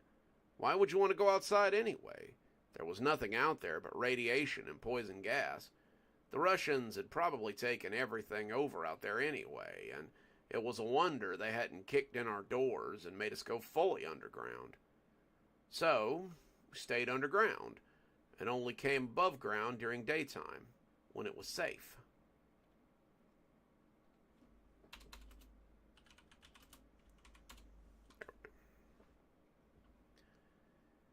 Safe and boring, that is.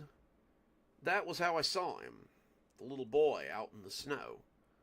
I was sitting at the window, something I'd been told not to do, but I did it anyway. There was a big window in the living room, and you could see through parts of the plywood to the outside. It was winter, and most of what you saw this time of year was snow. I remember liking the summer even better. You could sit and look out the hole in the window and see flowers and sunshine.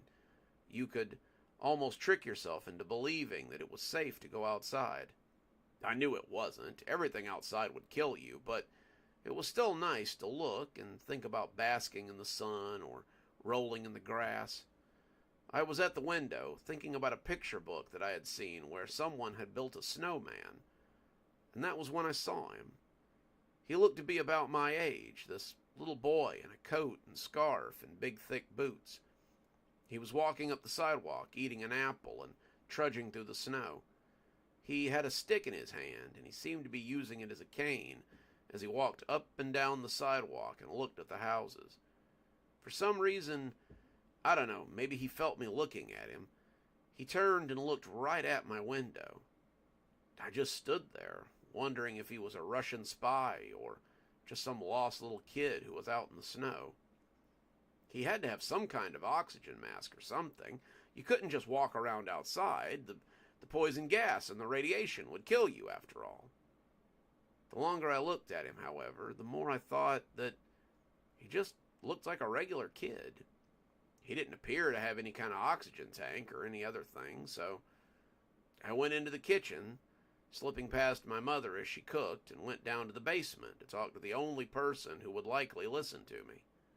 My grandpa, whom I always called Grum, had been living in the town since before everyone had gone underground. He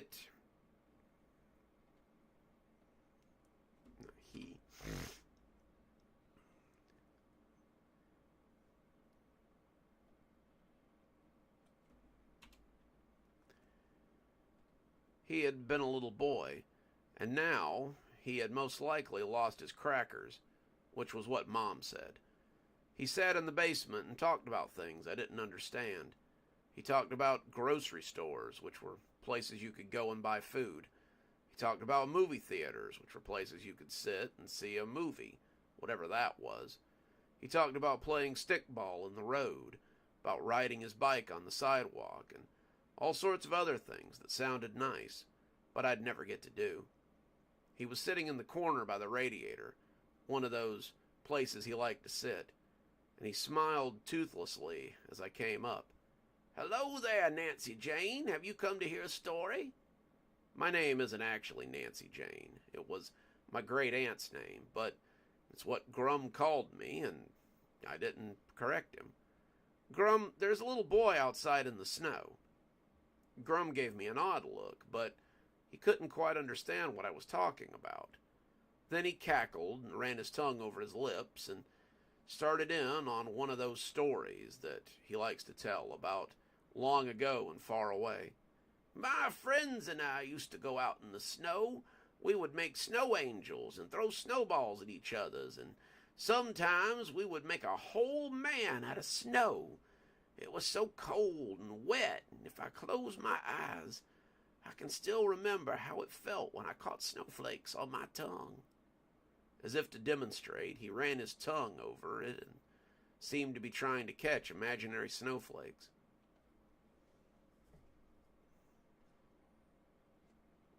Ugh. "No, Grum, there's a real boy. He's playing outside in the snow." "Fiddlesticks," he said, as he spat out a runner of chewing tobacco into a cup. "Nobody plays in the snow anymore. Those Ruskies dropped bombs and gas all over the place, and if you went outside, you'd be dead." "Well, it doesn't seem to be bothering him, and if you want to come have a look, I'll show you."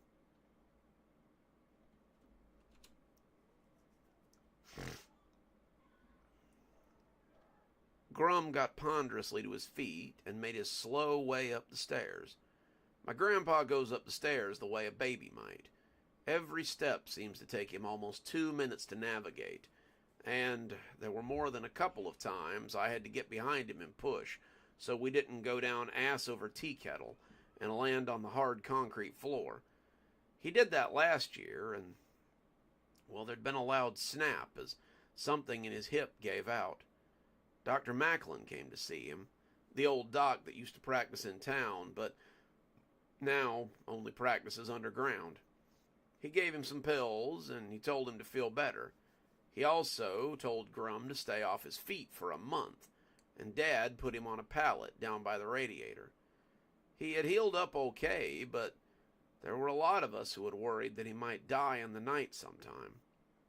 It wasn't usually the broken bones that killed you, but when you're sedentary like that, especially underground, the rot gets in your lungs and you end up coughing yourself to death if the fever doesn't get you. It took almost an hour for him to get to the top of the stairs, but finally Grandpa and I made our way through the kitchen and to the window in the living room. I scoped it out and was glad to see that no one was hanging around. If an adult had been hanging around, they would have told us to get lost and stop peeping, so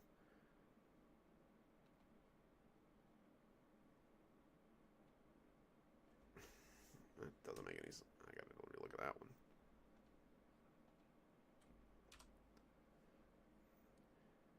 So it was always best to try to operate without being seen. Grum came shuffling up to the window like he meant to ask it for money, and as he pressed his eye to the little hole, he peeked for a very long time before shaking his head and looking at me. "Nancy Jane, I'm surprised at you. I thought we raised you better than to lie to your elders. There's no little boy out there. You must have the brain fever or something. I can't believe I got out of my nice warm spot and used up all that energy coming up the stairs just so you could play a trick on me." "Grum, it's not a trick. I saw a little boy in the snow. He's out there right now. But then I put my eye to the window, and there was nothing out there. It was all just snow, and nothing else. I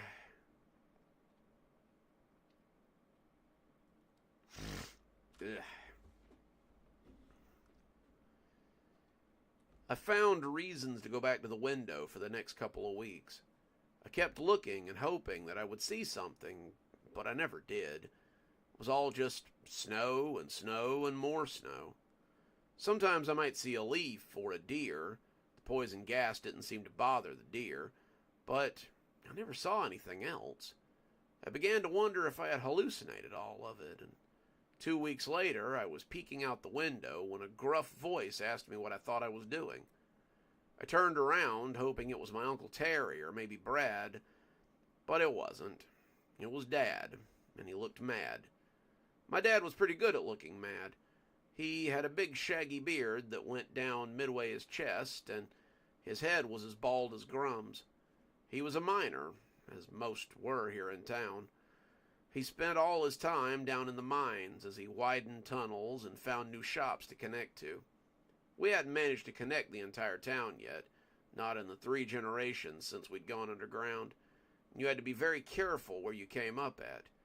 If you came up on the surface, you might find poison gas or radiation, and then your whole team might be dead. "Just looking at the snow, Dad," I told him, hoping it sounded believable. He gave me a hard look, searching for a lie, but then he smiled underneath all that beard and patted me on the shoulder. "I hope one day your children get to play out in that snow. The radiation can't last forever out there, and we're lucky that we have the tunnels. Just be patient, Grace. If you're patient and brave, one day we'll get to go back outside again." "Dad," I said, as he turned around expectantly, "have you ever seen anybody outside?" His giant caterpillar eyebrow knit together as he thought about it, and he slowly shook his head. "Nobody goes outside, Grace. The poison gas and the radiation will get them." "Right, but I don't mean anybody from here. I mean, have you ever seen anybody outside that wasn't already outside?" The big, hairy eyebrow went up, and he came to sit next to me on the bench.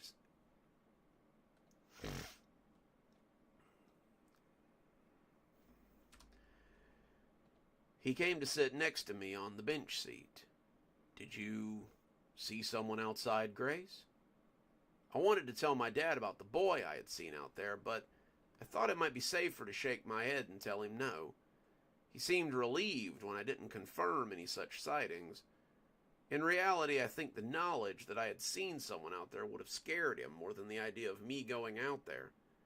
Dad, like most of the miners, believed that going outside was death, and anything or anyone that could survive out there would be very dangerous. Hey, Cindy, we're glad you made it. No, Grace, I've never seen anyone outside. No one can live outside. It's dangerous out there. The air is poisonous and the radiation would burn you to a crisp. There's no life outside for anyone. We have to hunker down and wait for the radiation to go away. You know this. Everyone knows this. I wanted to ask him 1,000 questions, but I knew from experience it was best not to. Instead, I nodded and said I knew, and he ruffled my hair and told me to get away from the window before the radiation burned my eyes. He said it kindly, though, and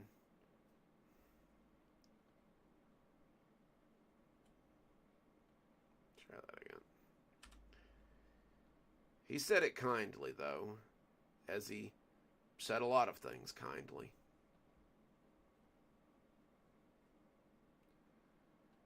My father could be gruff, he could be very stern, and sometimes he yelled, but he was also a good guy, and I was glad to have him in the house. Most of the adults in our community went about their business and didn't really interact with kids much.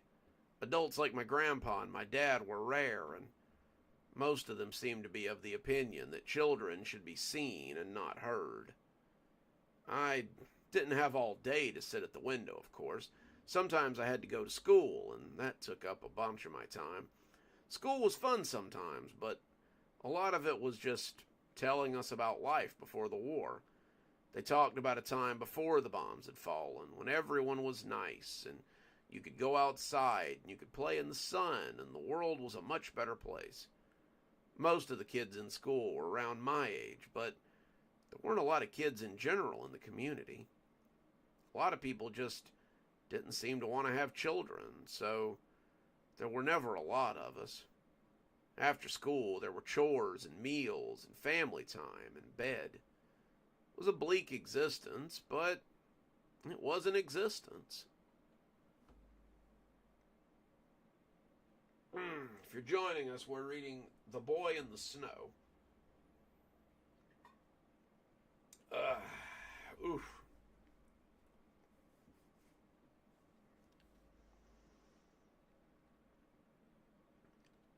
During one of these bedtimes, about a month after The Boy in the Snow, I found that I couldn't sleep. We all slept in the basement, since it was dangerous to spend too much time in the house, so I decided that I'd go upstairs and look out the window some more. Everybody said that the window was dangerous, but when everything is dangerous, then all the danger seems a little redundant. I had to go up and look out the window. Try that again.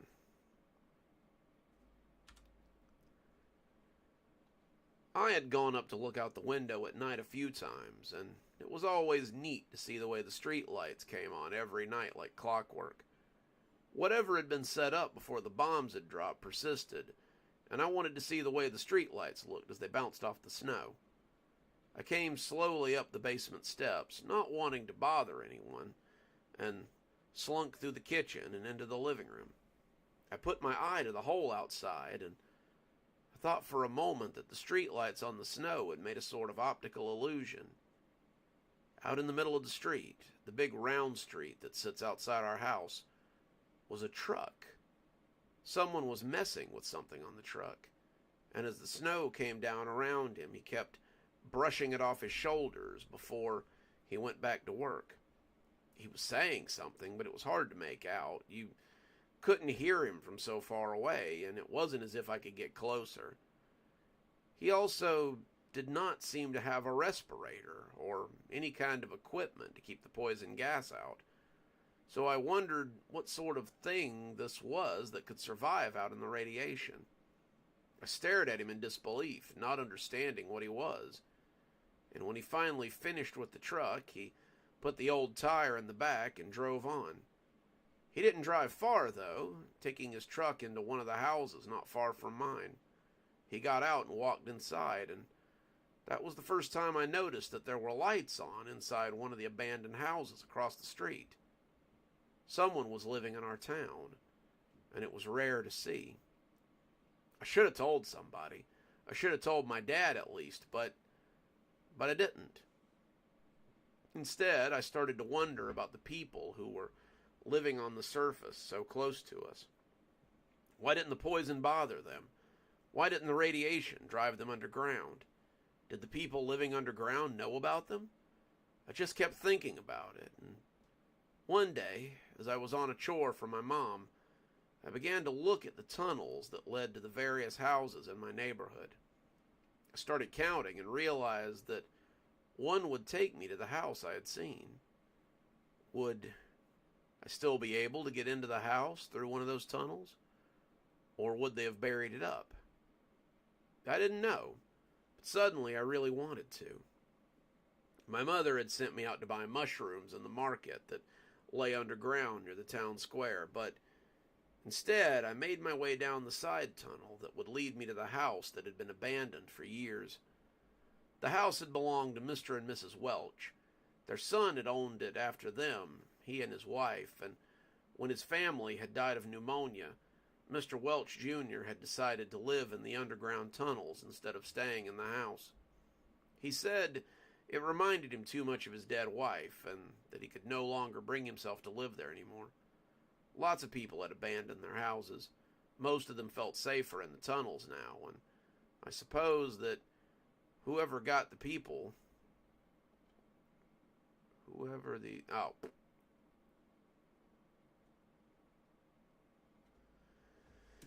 Whew.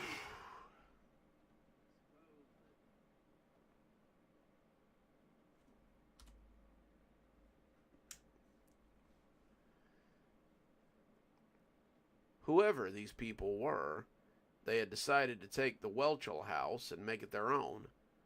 I crept up the unused tunnel and found the ladder that would take me into the base. I paused on the bottom rung, wondering if I was really prepared to do this. As the minutes clicked by, I decided to stop being a baby and set my foot on the rungs and began to climb. I eased the grate up that covered the tunnel entrance for most of the houses in town. Looking around, I saw a basement pretty similar to my own. There was a washing machine and a radiator, boxes piled up full of useful things, and even some boxes that I didn't realize, which I suppose the squatters had brought with them. It wasn't until I had nearly come out of the grate that I saw someone looking at me from the washing machine. He was sitting on the washing machine as it rumbled along, eating an apple and reading a book.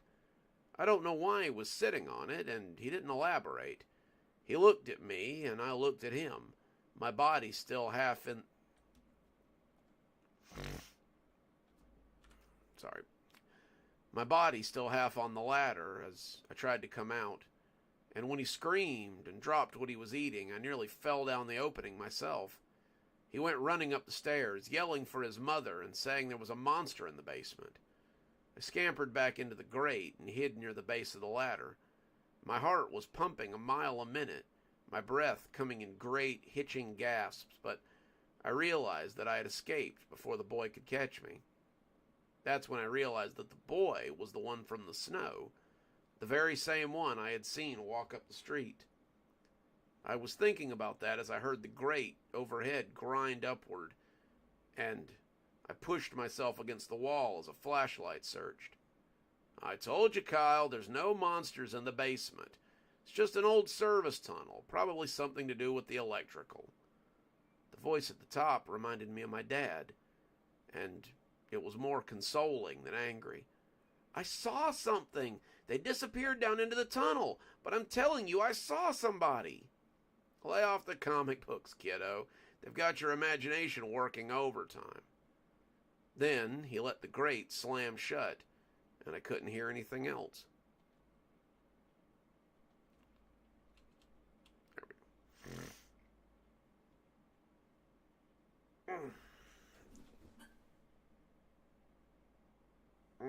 Do a little stretch there. I thought about that exchange for a little while as I went to the market and got what my mom was after. I decided it might be risky to go back during the daytime, but I definitely wanted to know what was in that house and who these people were. I think that's when I decided that they were just normal people, not the monsters I had thought they were.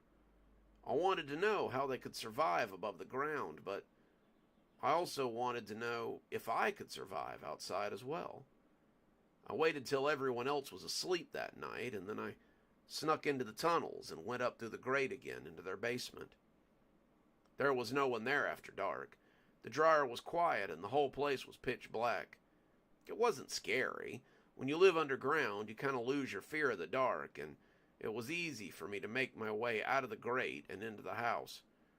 I went up the stairs, slow and steady, as I listened for squeaky steps and peeked under the basement door as I checked to make sure the kitchen was empty. All of the houses were pretty well laid out the same, so I felt sure that at the top of the stairs I would find a kitchen and a living room. I pushed the door and found it was unlocked, and as I came up into the pristine kitchen of whoever lived there, I heard people talking in the living room. I stayed low, moving, pressing myself against the wall, and listened to what they were saying. The woman was saying that it had been a mistake to come here. The man said the price had been too good to pass up.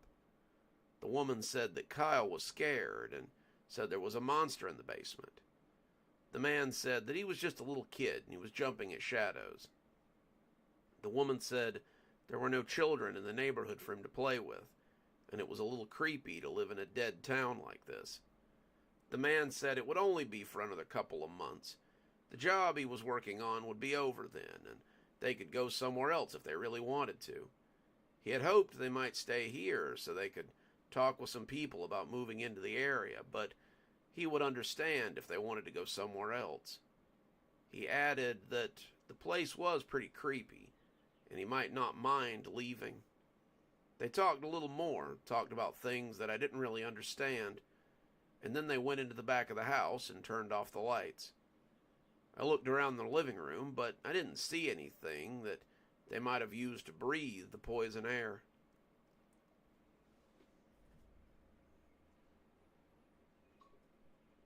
Ugh.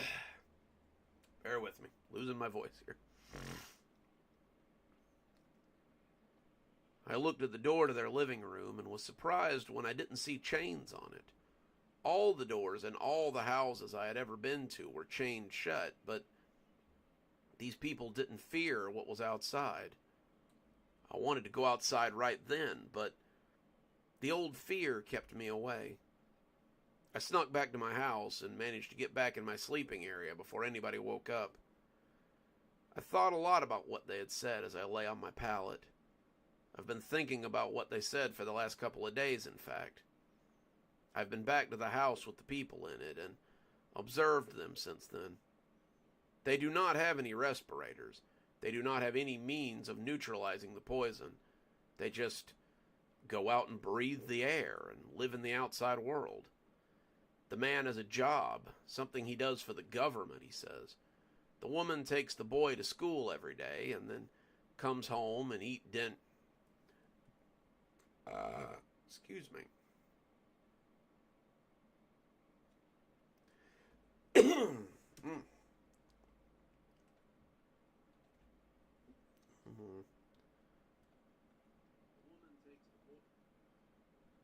that again. There we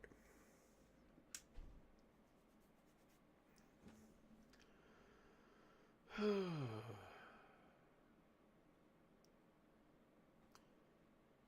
The woman takes the boy to school every day, and then they come home and eat dinner. They talk. They watch the weird picture box in the living room.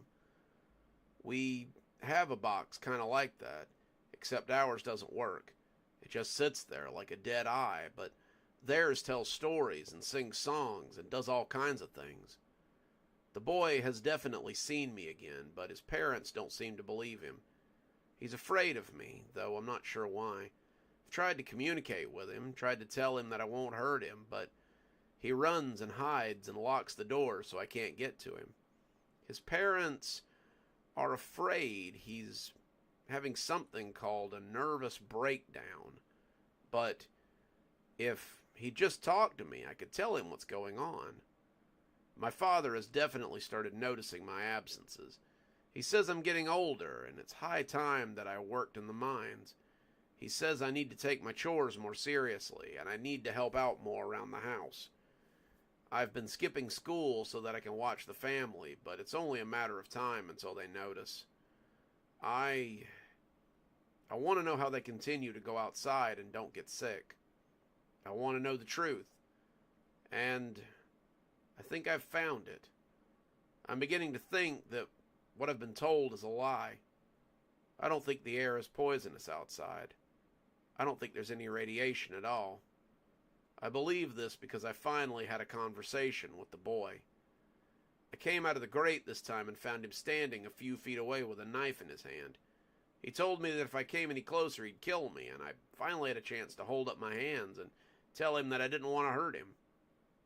He seemed surprised that I could talk, and I used the surprise to ask him questions. His name is Kyle. He used to live in Atlanta, but his parents moved here because his dad has a job in the next town over that pays him a lot of money. His parents said that they're only here temporarily, and they'll probably be gone by the end of the year. He's 11. He likes something called Pokemon, and he didn't believe in monsters until he moved here. I think that last one might have been a lie, but I didn't press him. When I asked him about the radiation and the poison gas, he seemed very confused. He said there's no poison gas, and if there's radiation, that it's not a lot. I told him how the Russians had dropped bombs on the town, and how they had put out the gas and the radiation to kill people. Kyle said that the Russians had never attacked America, not that he knew of at least, and that America had never been invaded. I told him how my people had passed down stories about the earth shaking, and Kyle said he believed that it was all sinkholes, something his father was here to investigate. He said his dad was here from the government doing a geological survey on the area, and they were looking for the source of all the sinkholes.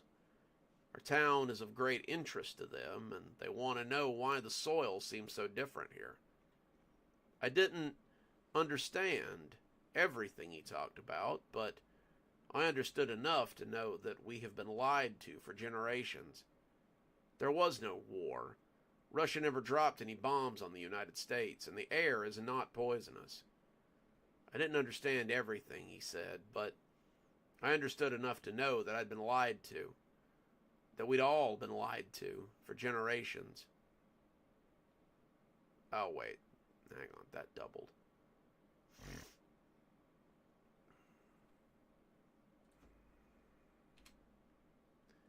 Grammarly does that sometimes. It'll just like double whatever it is that you're doing there. It's weird.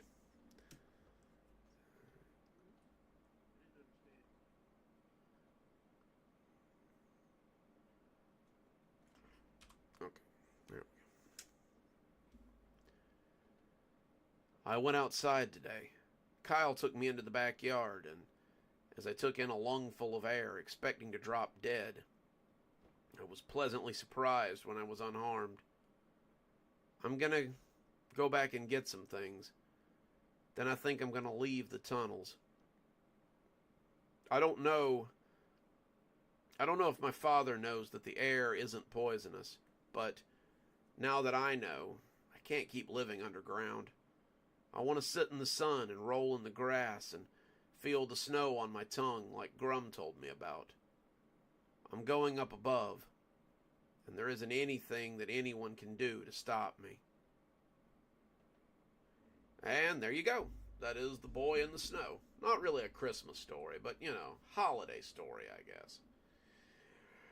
Oh, goodness.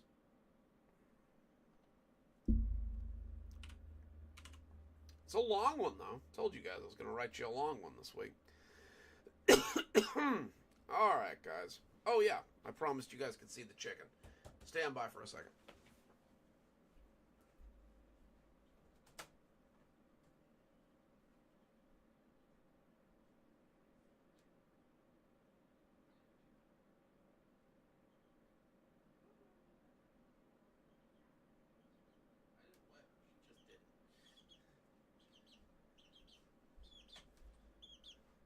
She is still just as loud as ever. I don't know, just lied to and stuff, I guess. I don't know.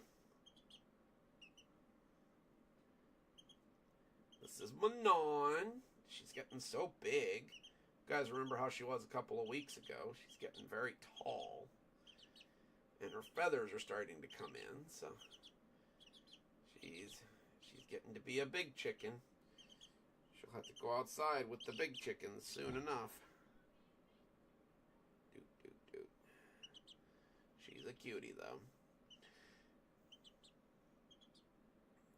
Yup, there she is.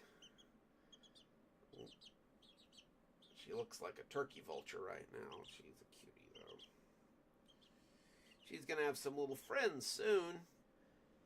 The incubator chickens are supposed to hatch in a couple of days, so she'll have some pretty bird friends pretty soon. All right, guys, that's where we're going to leave off, I reckon.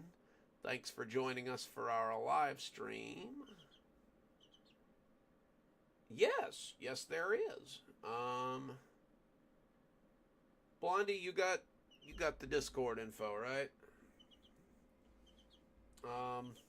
If you want to link it for OL de Gusto there.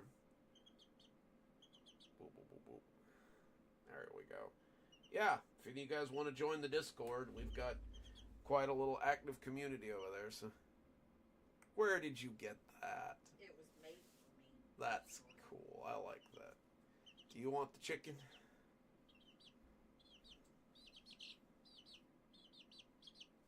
There you go.